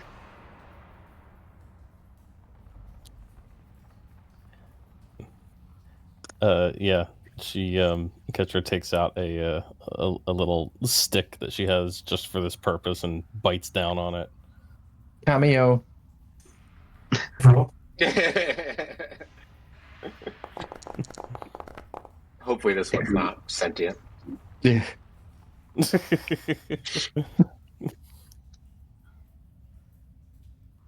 There, that should be better. Sevro, come here if you can. Yes. Yeah, what's up? There's some sort of wand this goblin was carrying. Is that something you can make use of? Oh, definitely. Yeah, I'll take it. Thank you. So it's a wand of fear, is that right? It is a wand of fear, yes, and you can definitely use it. You might be a little disappointed because the magic seems, it doesn't have that Thessalonian vibe to it, so it's Okay. just some boring magic, and it's probably effective, but it's also discharged right now, so you would have to wait until the next day to use it again. Yeah, so he turns away so she doesn't see his face and like kind of glumly puts it in his sack. It's just it'll do.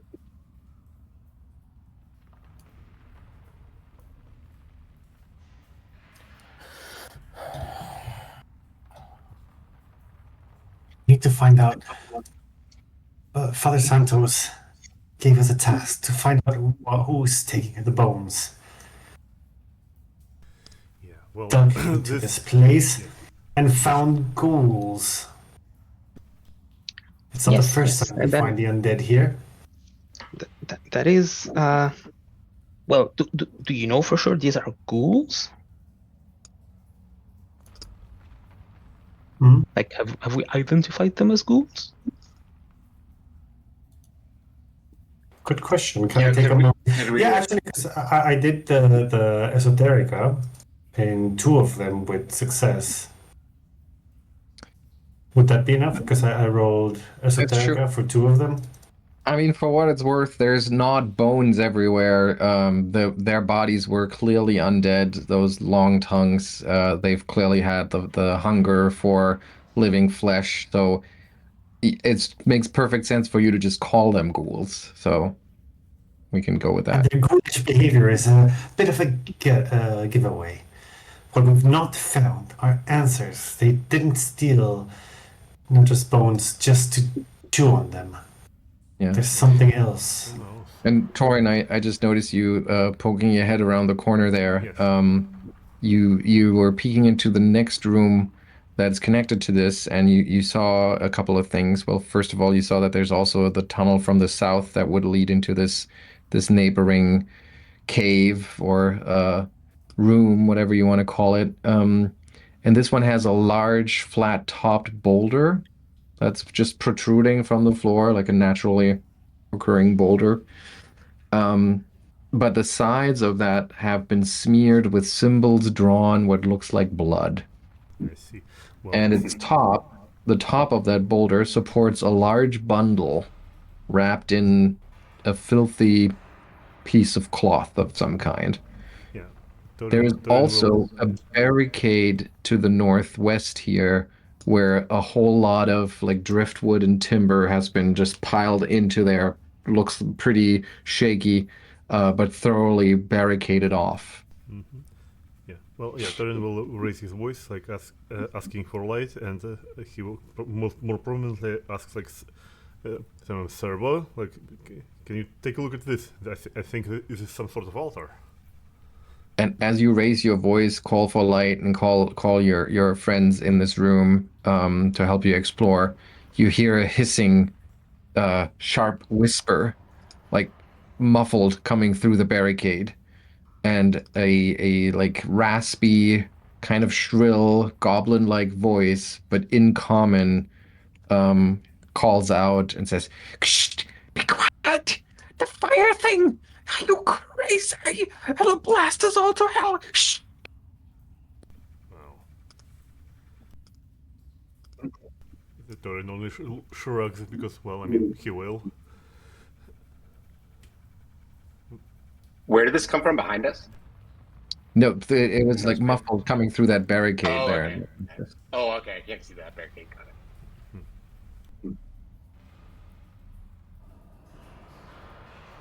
it. Maybe we can pull back for a second just to patch up some more of your wounds before we check that.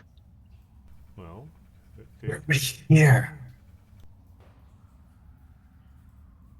Drava, do you want to come over here? What is it?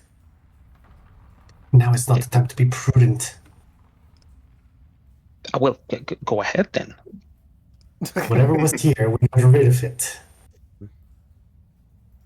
My curiosity has always been one of my weaknesses. And holding my lantern high, I will slowly make my way in. Okay. Yeah, you carefully walk into the room, the light of your lantern illuminating this chamber, illuminating the bundle on top of that boulder in the corner, illuminating the haphazard barricade that's even though it's been like just quickly, or looks like it's just been assembled in a panic here, it still looks like a pretty solid barricade. And the light of your lantern is not really falling through. You can see some movement behind it, but can't really make out any specific shapes or silhouettes. Whoever's in there, it's safe to come out now. We've taken care of those ghoulish goblins. More of the frantic hushing and sharp whispers. Stop! Just please, be quiet. It listens. It always listens. It's been 3 days that Zodok sits here. 3 days with the burned ones. 3 days waiting for fire. And it's quiet. I turn to look at Quillip. My companions, we have brought the fire. You don't need to wait anymore. You I have no raise my idea. hand to lantern light. I am not That's sure just to do that. That's not even a candle compared to the fire monster. It's so much fire. It's so much fire. What fire monster? What are you talking about? It's the fire monster. Sevro comes in the room. The fire monster. It lives through the crack. It just always screams about the bloom and its lord breakfast. Zodok doesn't know what that means. But I know fire. So much fire.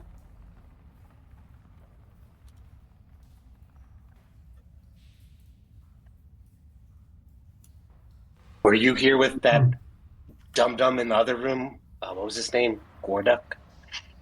Glorkus. Yes. Yeah. Glorkus is an idiot. He said He is an idiot. That's true. He is. He got us in this mess. He keeps saying he's Chief Ribnugget's favorite. But what a favorite he is. He's lost 5 golds to the fire monster. When Ribnugget comes back, Glorkus won't be favorite anymore. Glorkus will be dinner. Isn't Ribnugget dead? I don't care about this fire monster. Why are you desecrating Noalia's resting place? Psst. Quiet. It was all you mean the angel bones? That's all Glorkus's big idea. Bring back the angel woman as a gift for Ribnugget, he says. But bones don't listen. Bones just sit there. Other ghouls get hungry, starting to talk about just eating them.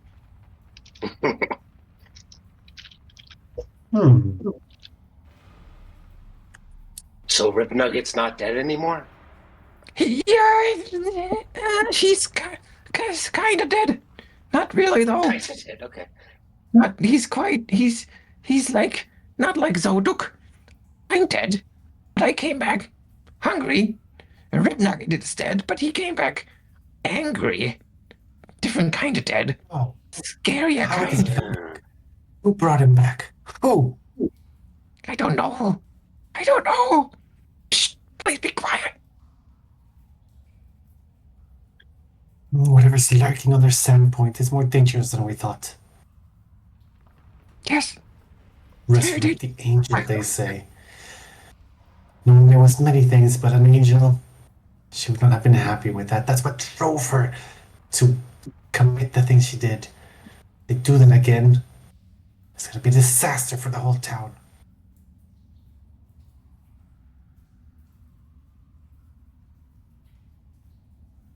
We need to put a stop to it. Just do what you have to. Please be quiet. Please. Do you want to get out of here? If you don't like that, Glorkus, you can get out of here. We'll let you go. Of course, I want to get out of here, but if you mess with the barricade, it'll hear us. And then it'll burn us all. So much fire. Who are you? I'm Zoduk. I told you. You dumb. Sodok. This goblins that attacked us. Wait. What was that? Do they work for... Sodok, these goblins that attacked us, do they work for him? Are they trying to bring back the angel? No. Glorkus has that big idea, and he said that the bones would walk, but they didn't. They're just sitting there. See, Glorkus' plans have failed. You're safe. I'm not safe. Are you crazy? There's a fire thing right through the crack. Ketra was saying something? Or Anthony, did I hear you try to say something? No, she, Ketra is just like, so someone is trying to resurrect the crazy angel lady who tried to burn down the whole town. Well, yeah, I just want to make sure I'm getting that right. Everyone's hearing that, right? Yeah, seems to be pretty much the gist. But it didn't work, the ones are not talking. Sevro, perhaps? We're here like to forgive her. You grew up here as well. Uh-huh. Perhaps Sevro knows something. About what in particular? I don't know. What do you know Make about? a connection. Yeah, because you've studied all the books, right? Like you grew up in the what's it called? Yeah, I mean, well, like I said, you remember Rip Nugget as the name of the goblin warlord that was leading that raid, and that tribe of goblins was the tribe that Nualia led ultimately. So it kind of like she would have been the hero of that tribe, and Yeah, Rip sure. Nugget would have been the chieftain. So that does make sense that Glorkus would think that Chief Rip Nugget would be pleased if Nualia came back. Glorkus. And this guy called Zoduk, he mentioned a crack. Did he say which crack it is? The fire monster Well, is you through can't the really crack. see him. Yeah, as I said, the barricade is pretty solid, so you only have like that muffled whispering sounds that you can hear, but you would assume that it's somewhere on the other side, whatever crack he's talking about. Like Listen, on our sorta. side. What's that? It would be on It's our behind- side. No, It's behind this thing, right? somewhere behind that barricade, yeah. Yeah. Sevro's like, listen, I'm gonna move these boards. We'll protect you if this fire monster comes out. I promise. we Just will? chill. Severo looks and does like the throat motion, like no, but And you start moving trying to disassemble the barricade. Okay. This is All right. This is like at least second-degree murder. So you start the disassembling the barricade. Like there's some pretty heavy wooden beams here and stuff like that. So it takes a good amount of effort, and it's kind of unavoidable the way that it's just haphazardly stuffed in there. At some point, something starts sliding, and you again hear the whisper from the goblin across, like, No, be quiet, be quiet, quiet. and then Oh, you no. hear another I shouldn't- you hear another voice. Let's see. You hear another voice, and it calls out in a booming tone, but you don't understand the words. Let me see. I don't think any one of you understands the words. Yes, none of you understand the words, but they sound like they resonate with something in your bones. It's just immediately makes your skin crawl, the hair on the back of your neck stand up, and it's just like. And the next thing that happens is there's this loud explosion on the other side of the barricade, and you see flames licking through what little gaps are there between the wood, and you just hear, like, the dust settle. There's a stench of burnt flesh in the air, and then silence. Shit, I think I just Oh, got him. hurry, clear the roll, clear the roll. So Quillip is very confused. Why did this goblin barricade himself next to the danger? That's what I was. Yeah, I had no idea how it was. I don't think Aim he to barricaded spare us himself. from the danger. Looks like it was built on this side. I think maybe he was trapped in there. I don't know. Oh, maybe. I mean, it Only doesn't that would matter have been anymore. a chance to ask. What's in that sack? Who's looking? Well, Quillip, have I an idea? guess. You mentioned there was an altar with some bloodstains. Is that it? I think that's the one. That is it.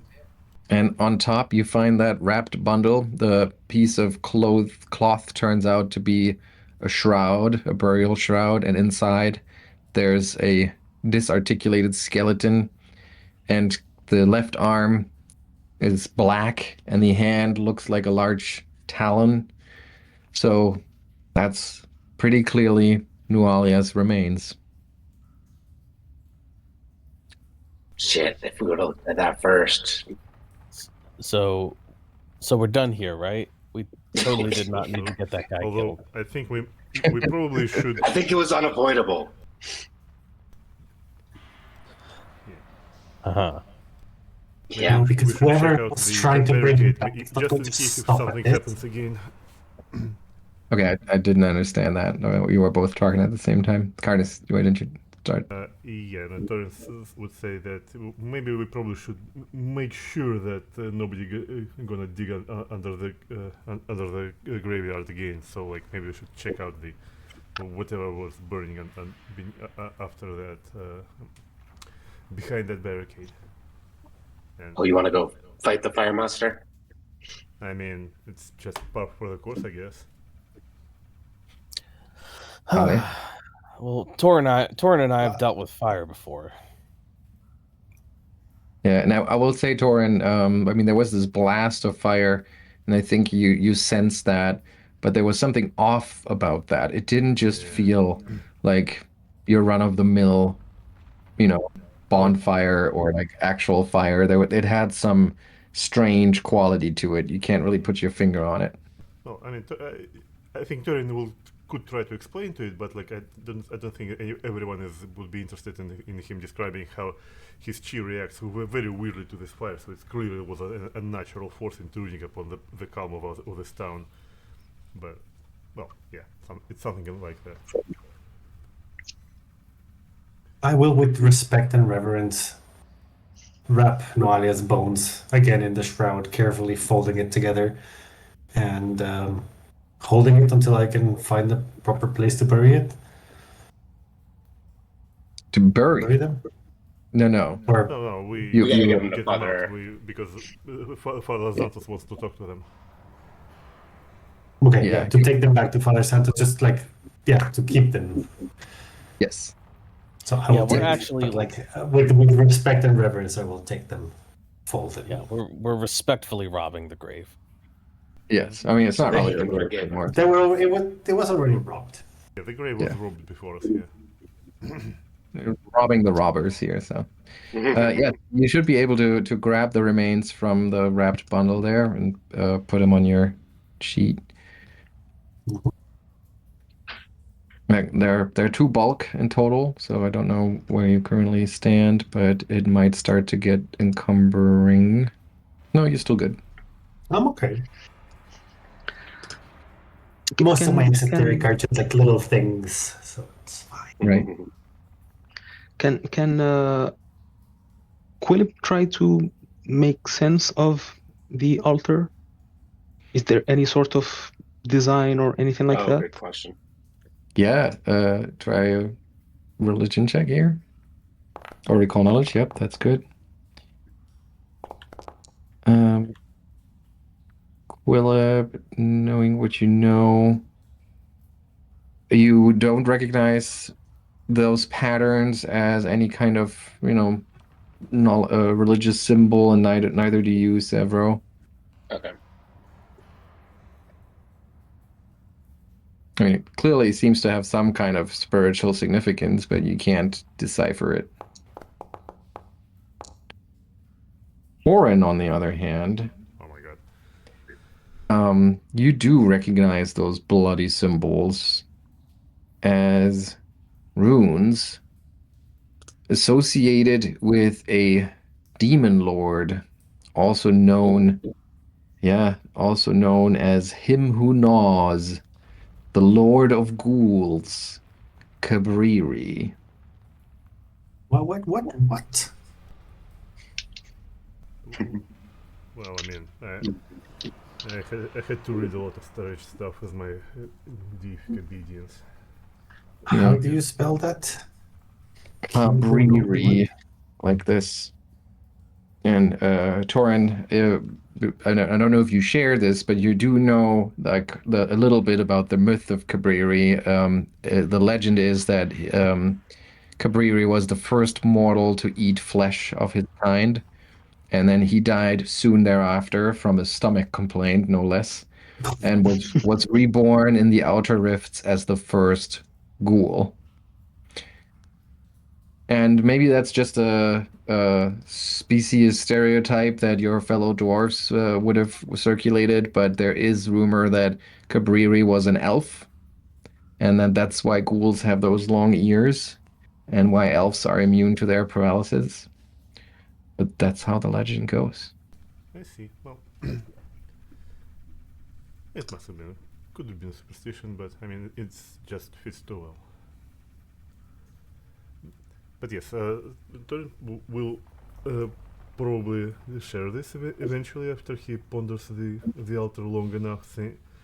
He's saying this. Well, he remembers something like this once he during his studies, but he probably will keep the elf part to himself. It's not that important just yet. We have two choices. Do we press on, or do we go back to Father Santos? I suggest we check out the barricade. Well, if you want to do that, let's just take just enough time to slap some bandages on you. Okay. And he addresses Drava. Bleeding. Such an inconvenience. To apologize. I'm gonna take another one of these. Hopefully it's not as shitty as the last one. Great.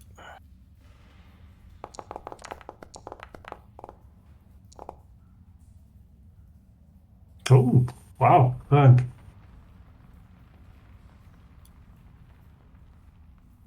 Yeah, the little coroner is doing a good job with the living too. I'm not used to people caring about my well-being. Wait, you're a coroner? He is, yes. Well, freelancer officially.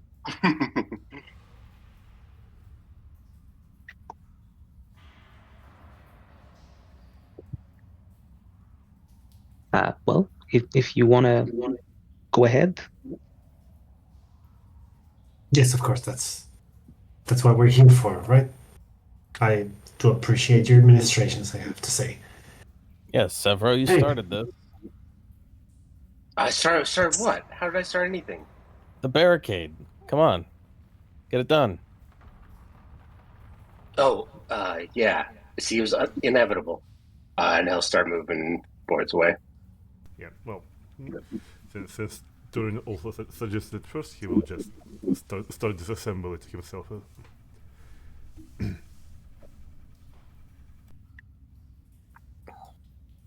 Okay. So the two of you working together here to get that barricade disassembled.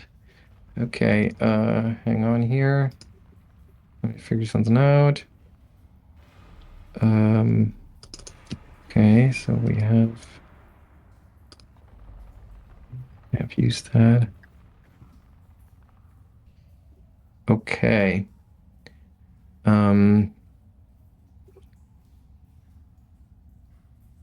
Okay, so it takes some time, and you, like I said, there are some heavy beams that are part of this, and after you moving a few of them, which again, it's unavoidable that it makes a certain amount of noise.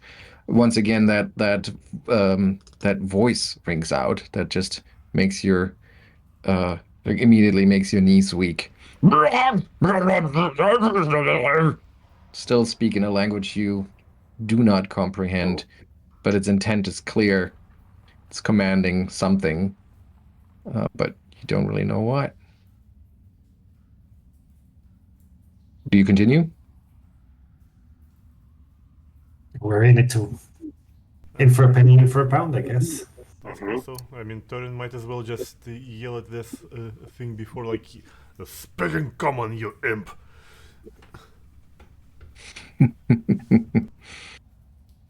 Okay. All right. So there's more yelling in that language you don't understand, and I guess you exchange curses, apparently, not understanding each other, except for the intent. And after How long does it seem like it's going to take? why? How? What? Like, does it look like a 1 minute sort of thing, or 20 minutes No, sort it'll of thing? it'll take a few minutes at least. Are you planning to throw a bomb at it? Because there's no easy fix to this. We need to remove the rubble and not bring the whole cemetery on top of us. No, I just want to know if I have enough time to like bandage myself while he's doing that. So that would be a 10-minute thing, is what you're saying? I'm asking if it looks like it's going to take 10 minutes, then Quillip would do that. If it looks like it's faster than that, then he will just stay at the ready. It'll take a few minutes. I mean, it's hard to tell if it's going to be 7 or 8 or 10 or 5. It'll take a Okay. while. All right. Well, he's just going to wait. Okay. And after some time, finally, you remove enough of, and again, like exchanging yelled insults, you finally clear the barricade enough to see the room beyond, which has been blasted by fire. It's pretty clear. The walls of the cave and their timber support are covered in scorch marks, and there are charred bodies of total of 4 goblins just lying sprawled on the floor. 3 of them blasted to bits, and the 4th one is still smoldering, just kind of like hunched up against where the barricade was. And you see that it must have been in pretty rough shape even before getting charred by that latest blast. And to the west, there is a partially dug out alcove, like right around the corner here. Nope, sorry, right around the corner here. And you can see that there's that they have dug out the soil and the earth, and that it revealed what looks like a flagstone wall So like masonry, like actual worked craftsmanship here. And there's a narrow crack that opens into some kind of chamber beyond. And there's a faint fiery radiance that flickers and illuminates the northern part of this chamber slightly. And Toren, as you move those last few beams out of the way here, you like basically you can see that crack. You almost have you have line of sight all the way over to that crack in the wall where that little bit of light comes through. And you see some movement, and then all of a sudden, almost the entire crack is like blacked out by this goat-like eye that peeks into the room and darts around with its alien-looking, weirdly shaped pupil. And then you can see it like narrow, clearly in anger, and you hear a growling sound.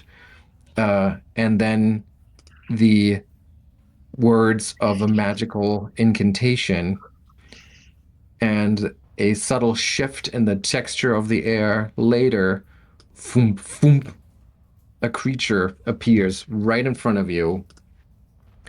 It has the head of a goat, glowing red eyes, flaming hoofs, and it just, like I said, it just appears out of thin air,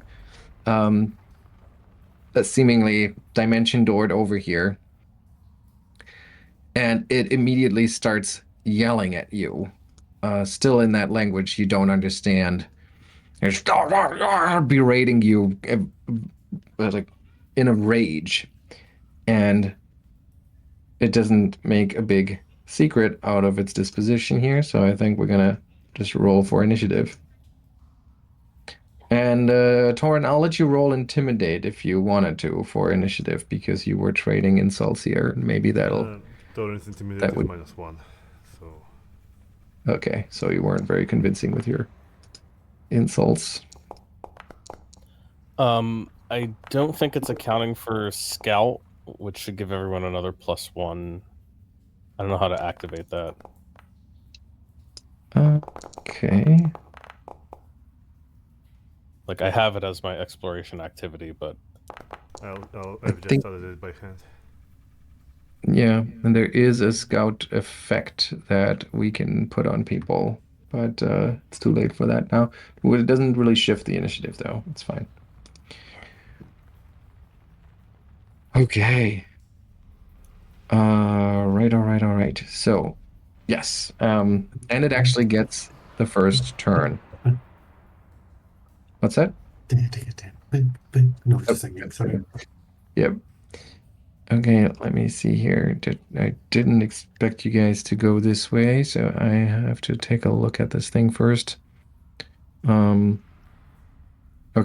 yeah. So it's clearly annoyed and clearly angry, and it just continues to like mumble in that incomprehensible tongue with all of those guttural sounds in them that just make you makes your heart sink to just hear them. And it starts waving one of its clawed hands around, and a small ball of flame appears in the palm of its hand, and then it tosses that flame at Toren. So I'm gonna. Oh, that's a good start. And on on a critical success, target takes double damage and some persistence. So you take twice this, and as it hits you, you catch on fire. And this fire, I mean, you're relatively comfortable around fire, but this feels very, very wrong. There's immediately this like sulfuric smell to it. It burns way hotter, or at least it feels way hotter than the elemental fire that you seek to control. And yeah, it's very much unsettling, especially for you. So that was 2 of its actions, and then with its third action,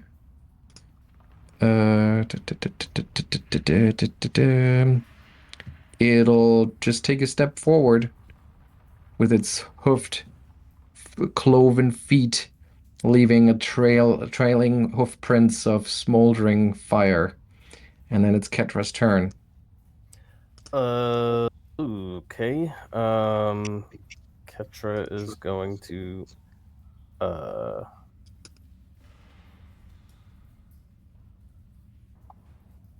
take a step for starters to try and get a better view. See this thing, and she's not sure if we're going forward or back, but she is going to give people the option, I suppose. So she's going to call out another pincer attack, which actually it lets everybody step as a reaction. And you don't actually have to step towards an enemy, so everyone can step wherever they want. But if anyone does step towards the enemy, it'll get the off guard. And I guess last action. Sorry, she'll pick. I guess I don't know. She'll pick the Drava again to be able to use another reaction. And then you have to be in melee for this. You have to have a hand free.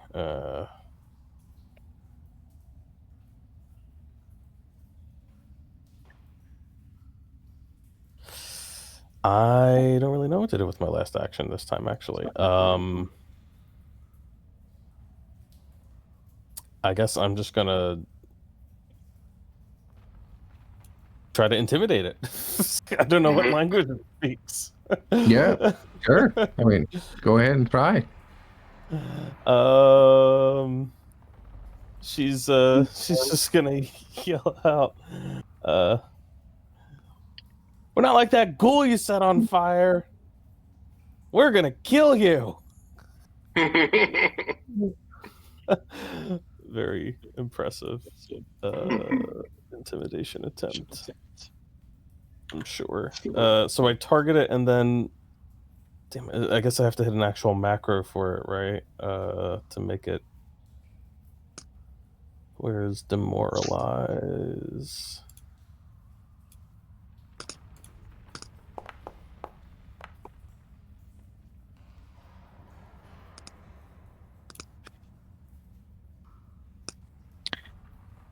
I don't know what that just did.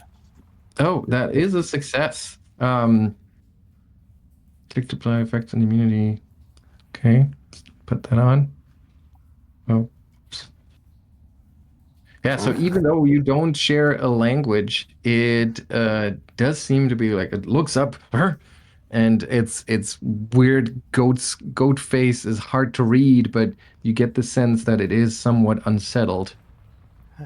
I get the idea. She knows it doesn't actually matter what she says. She just has to be loud. Yeah. Yes. Be big and loud. Like when attacked by the bear. Yeah. Sevro. I can't believe you killed Zodok for no reason. You're totally responsible for his death. And his rune scars start to glow again as he puts his hand out and is going to try and attack it with a briny bolt. And you miss with that briny bolt. Start action? Ooh. Should I hero point that? Feels like a... I'm going to use a hero point on that. All right. Well, Wow. Get the exact same thing. And last action, I'll shield. Okay. Drava. See what Sevro did. And it gives me an idea. I remember when we dealt with those creatures on the beach. And this thing is on fire. So I rummage through it and I bring out this salt-encrusted seaweed that I toss into my lantern as an esoterica. So I can peer into this monster and try to figure out what it is and exploit its vulnerability. All right. Let's see it. Try to not botch it this time.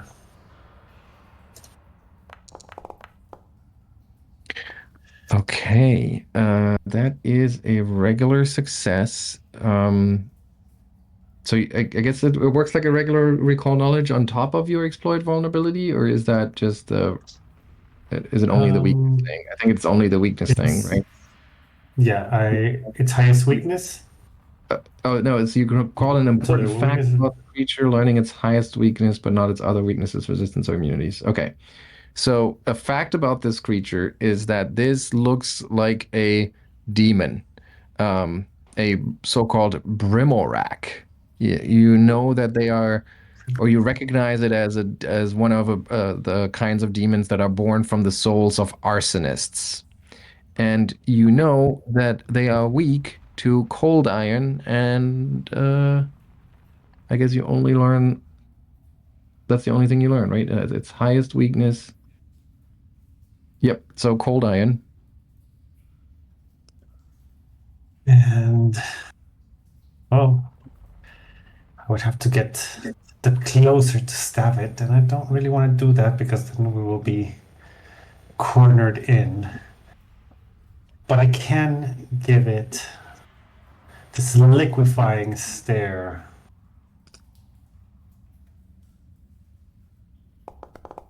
Whoa. And I stare with the fury of the ocean, of the pond, and the black pearl shining in my throat, reminding it of the icy depths for which it is destined to. And that stare really seems to resonate with the creature for some reason, and you can see it get more and more upset here. Um, Sorry, I clicked point out by yep, accident. there was two actions. What's your third? Actually, can I use point out to mention out loud that its weakness is water? Or like that it fears the ocean and that which is fluid? Is that something you're creating, or how does that work? No, I would just point out that its weakness is water. But it isn't. I mean, or can you make Oh, it it isn't. Oh no, I thought that was it. its weakness is cold No. iron, Its weakness is cold iron. Okay. Hmm. but you can point that out for sure, or you can share that Yeah. information. I don't know how useful that will be, but like, yeah. But I believe point out. Yeah, pointing I'm out just is, trying to is think. means like actually pointing out the location of a creature. So sharing Okay. information that you recall, we generally we'll let that slide as a free action. So you can share that, but you can also take a third action. No, instead I will say, let it come to us. Together we can bring it down. And try to suggest that we don't box it in, but that we work together to bring it down. Okay. And Quillip. Okay. I think Quillip will first try to recall something about the creature. Okay.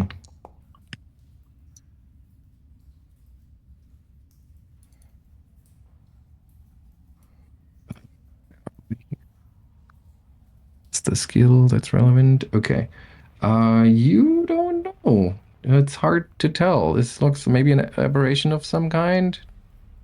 Okay. Next, he is going to see if he can land a bomb on it. Maybe he can. So for his third action, he is going to draw one of his vials, give it a little shake, and toss it.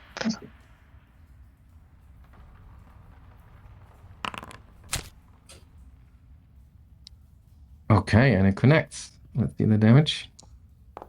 And you cause looks like cold damage here. All right, and that damage lands, including the splash damage, and it just it's like a drop of water on a hot stovetop. But it does do a little bit of damage. And I believe that is Quillip's turn. Toren, you're on Alright. fire. Yeah, that's very, very uncomfortable. He's very bothered with condition of his beard now because it brings bad flashbacks for him. However, I think I will need to put the mountain stance into my quick quick bar. And so he will once again stomp and take the mountain stance, assume it, and then we'll.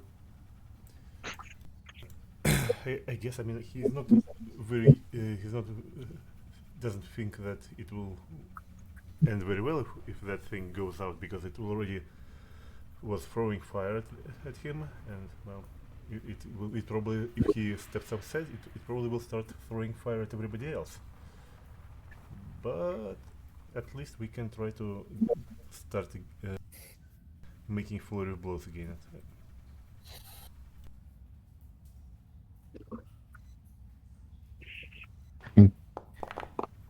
Oh no. Yeah, you didn't target, but that's a miss. And that's all. And another miss. Yeah. Well, okay, let's try to stand aside then. And you step aside. Okay. Then it's the creature's turn. Well, first, Toren, you get a little bit of damage here from the fire burning some of your hair, and then you crit fail your recovery, so you continue to be on fire. The creature, like I said, it weirdly seemed unsettled by Ketra and Drava, and you catch it like it tries to take a step forward, and then it hesitates and it leans back again, and it looks over its shoulder, and it like growls and spits some curses at all of you. Again, you only understand the intent, not really the words. And then it just grumbles and waves its claw around, casting yet another spell, and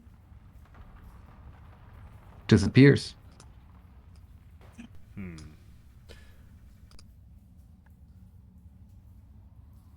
Ketra.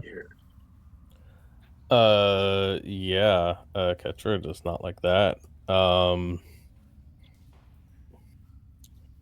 She's immediately wary. And so she is going to call out. She's gonna say, "We've lost sight. Pull back." And she's gonna issue a defensive retreat, which will allow everyone to make 3 steps as a free action. Wow. That's cool.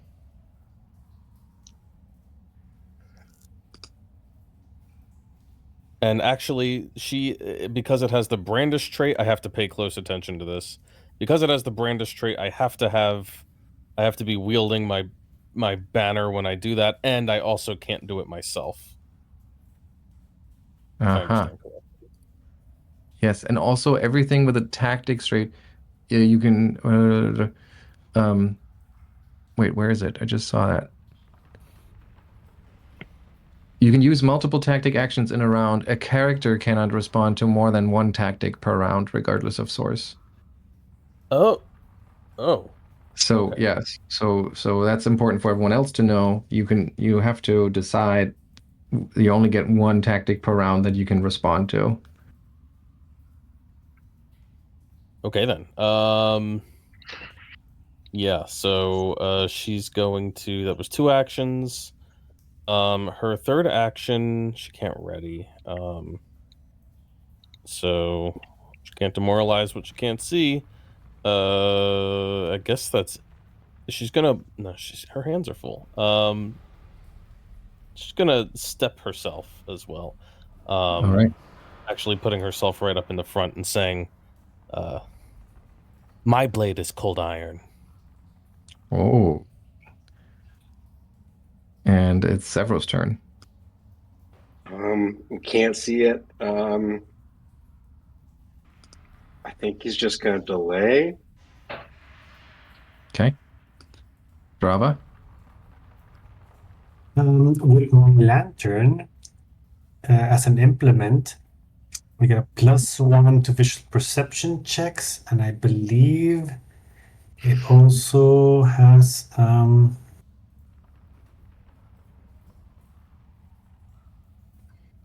I think no, that's until adept, because then it would be able to show invisible and ethereal creatures, but we're not there yet.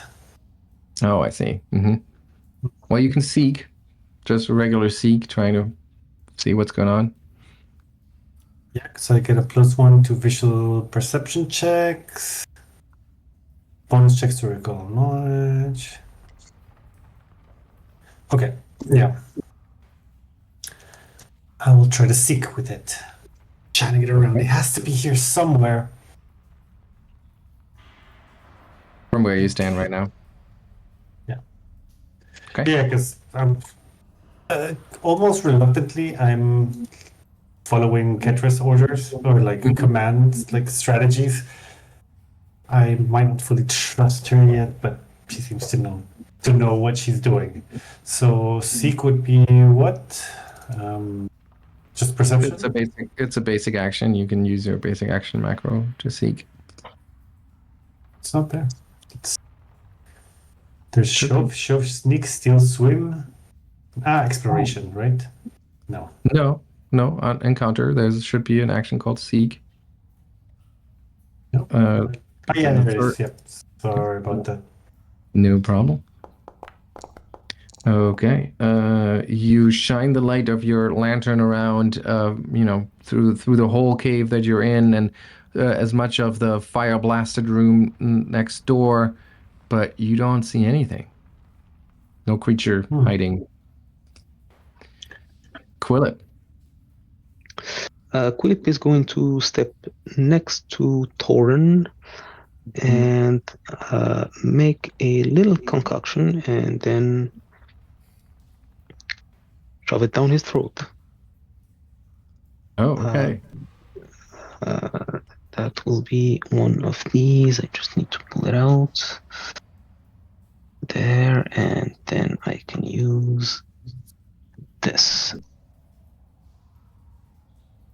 What I'm telling you, I'm not drinking. Oh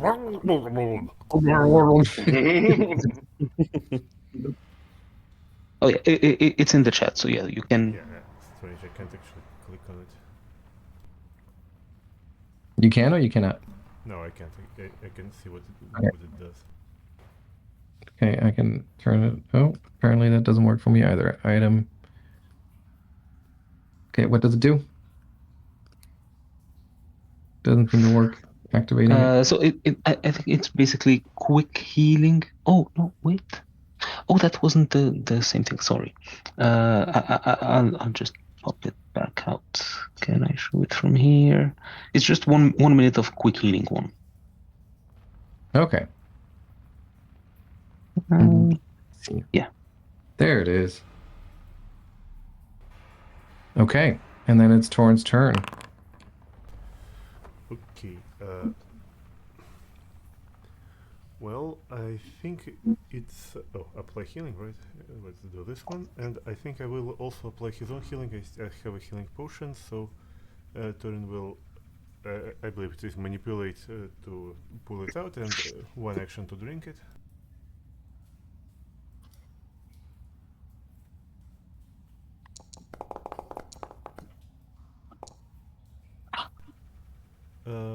Right, and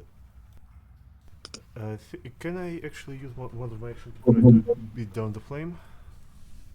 It's 2 actions to give yourself an assistant recovery. Well, it's very unfortunate then. Well, in that case, I think this mostly it. Toren will try to then. Where are my other actions? Encounter. Never mind. I think this would be it. Okay, so take 7 points of damage, make the recovery check. As you continue to burn. Man, you're really not in control of this kind of fire. Very strange. Ketra, your turn. Yeah. Okay. So just as a note, I actually messed up defensive retreat there. You can only use it to step further away from at least one hostile creature they are observing. So you can't run Okay. away from invisible creatures. That kind of makes sense. Apparently. Yeah. So instead, she is, well, she's not instead. She's just going to ready a setup strike for 2 actions in case this thing becomes visible adjacent to her, and she's going to use her 3rd action to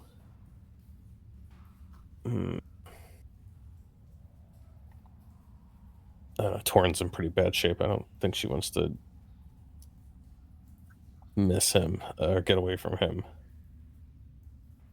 Actually, yeah, she's going to do this. She's going to step over here just to create a broader line, defensive line, and she will All leave right. it at that. Okay, Sevro. Yeah, I never know what to do in these situations. He'll ready a slashing gust if he sees the enemy. You can only ready a single action, and casting a spell tends to be 2. Got it. Yep. Got it. Okay. Then he will just shield this time. Okay. Not much else to do. Drava.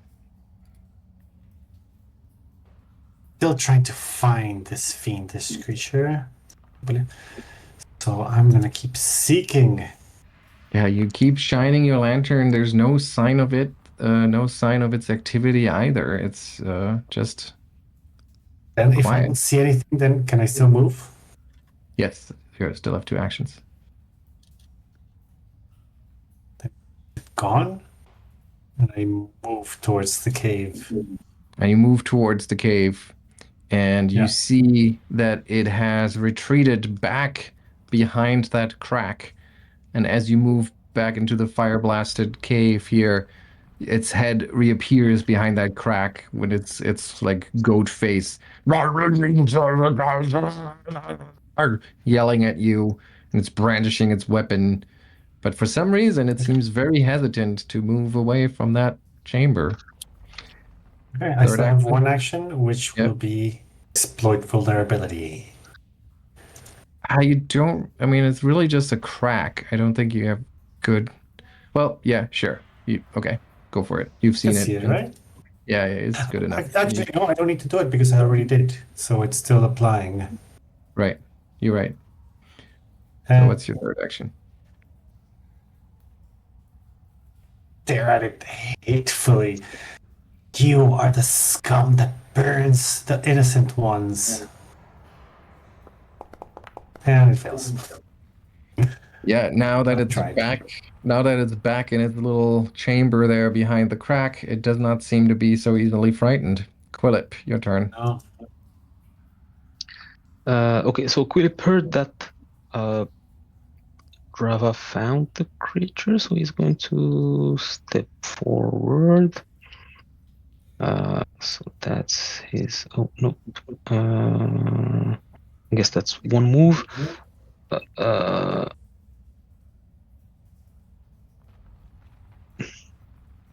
think he'll move again because he doesn't see very clearly. Oh no, no, I'm still used to 20 feet. He has 30 feet of movement, so he can make all of this movement in 1 action. Okay, so now he can see more clearly. Is that like a vertical crack in a wall? Yeah, basically, it's a yeah. It looks like what it looks like is that the goblins were digging here, and then they reached that flagstone wall, and they've started trying to break through. And then Okay. apparently, as soon as they broke through, they got blasted by that thing. Okay, so no real way to target it, right? I mean, it's essentially like an arrow slit, if you will. Okay. Yeah.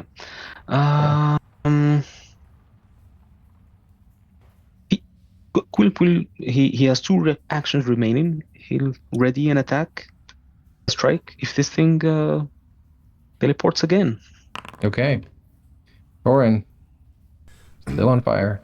Yep. Well, okay, this time he will spend 2 actions to make himself an assisted recovery. Okay, there is a macro I can roll for you here. Thank you. There we go.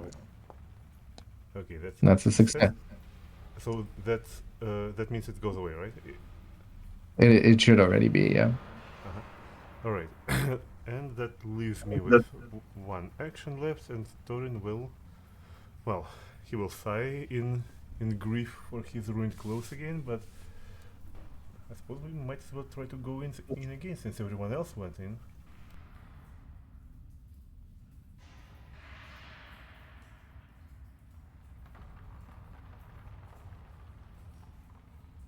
Okay, that's 3.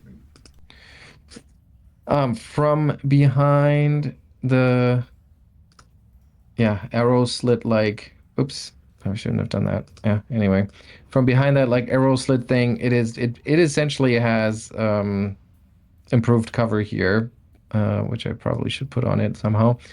But it is in a pretty good position to still cast Produce Flame and toss little flame balls at all of you. So Quillip, you're in a good spot there for it. So it continues to just like berate you in that language you don't understand. And it tosses a small ball of flame your way, but misses. And that's its turn. Ketra. Sorry, I'm just trying to figure out how to move. In there. Can anyone remind me how to set waypoints? I always forget that. Nobody remembers, yeah. I did it just now. You press Control and you do it, and then after you release, you click and it goes. Yeah. Okay. Sure. I guess that. I don't know why it says I just ran 60 feet, but I think I'm fine standing there. Okay.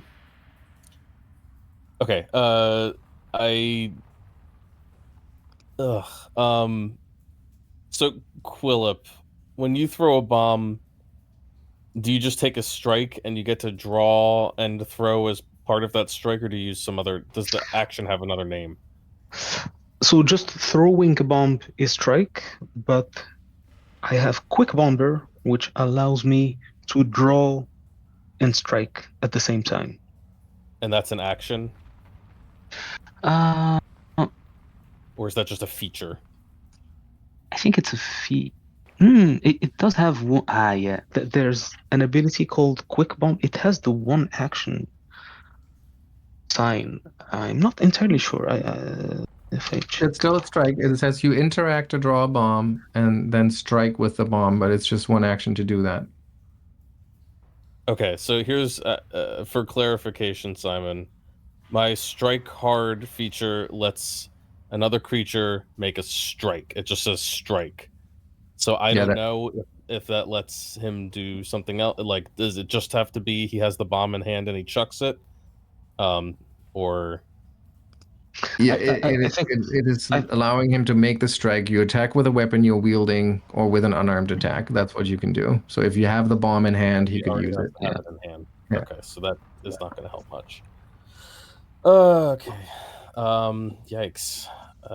Don't have good solutions for cover like this. And the thing is hiding. Well, she's gonna offer people the defensive retreat now as she realizes this thing is very well protected. Yeah. And she's the only one who can't take it, so everyone can take 3 steps out of here if they want. If not, then that's up to them. Can't take 3 steps any direction? Away from it. Has to be away from the target. Away from it. Okay. I don't think it's going to be easy to punch it through an arrow slit, but that's going to be her turn ultimately. I mean, do we want to draw it out? Is it going to come out, or is it just going to camp there? Like, campy camper. I mean, if it camps, then we have to find another way to deal with it because we're just sitting ducks here. That's Ketra says something similar. We're sitting ducks here. We'll find another way. I don't understand your analogy. Ducks don't sit; they just kind of waddle. So you did use the what's it called, defensive Yes, I use defensive retreat. defensive retreat. Okay. How much can we move with that? Three Three steps. steps, and they have to be away from Three the steps. creature towards One. safety. Are you guys coming back in? Yeah. There's no point if it's bunkered down there.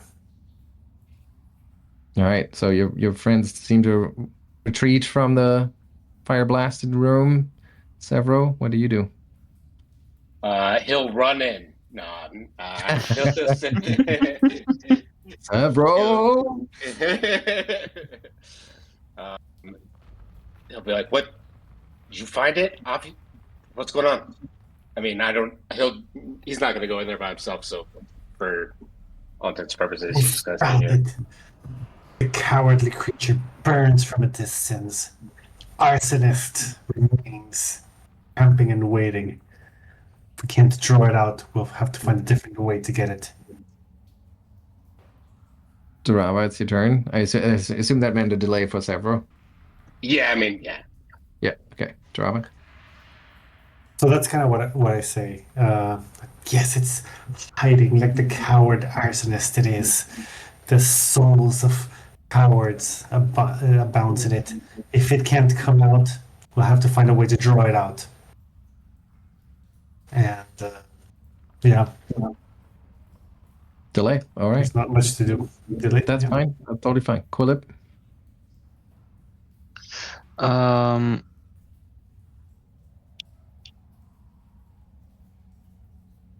think he'll just stride back to here and ready. Actually, he can't ready Yeah. because no, wait, he can ready something that takes one action, right? Correct. And with one action, he can draw and throw. Thanks to Quick Bomber. Yep.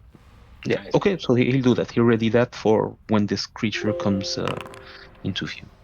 All right. Toren. Okay. Well, in this case, I mean, Toren will probably have to use his action to apologize to everyone for giving a bad idea. So he will yell to Ketra, "Oh, all right, everybody out! Now it's your turn." And that will be it. I mean, he will either delay or end his turn. So presumably. Unless that creature wants... Oh, no, it wants to continue throwing fire. Well, there is still someone in that room that it can see through the crack in the wall. So Ketra, you see a ball of fire come flying your way. And you manage to dodge it. And it just blasts the cave wall behind you, leaving yet another scorch mark on the wall. And then it's your turn. And she's leaving. Clever. She gets out of Good there. choice. And you hear the creature's voice call at you as it mocks you on your way out. I see. Oh, it's taunting you. You're just going to take that, Ketra? What? Yeah, of course. I'm not stupid. Yeah. All right, fair enough. Now we know why there was a barricade here, I guess. Yeah, we had no clue before that. I'm glad we figured it out. So you retreat into this chamber with the makeshift altar to the first ghoul. Your weapons still covered in the blood of the undead goblins that you easily dispatched. But for now, at least, you have to retreat from that strange arsonist demon that seems to have set up camp behind a flagstone wall deep below the Sandpoint Cathedral.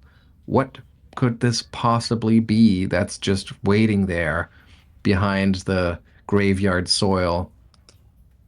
We'll find out next Can I time. roll? Oh, sorry. We'll find out next I want to time. ask if I can roll Sandpoint lore, but that's next time. Yeah.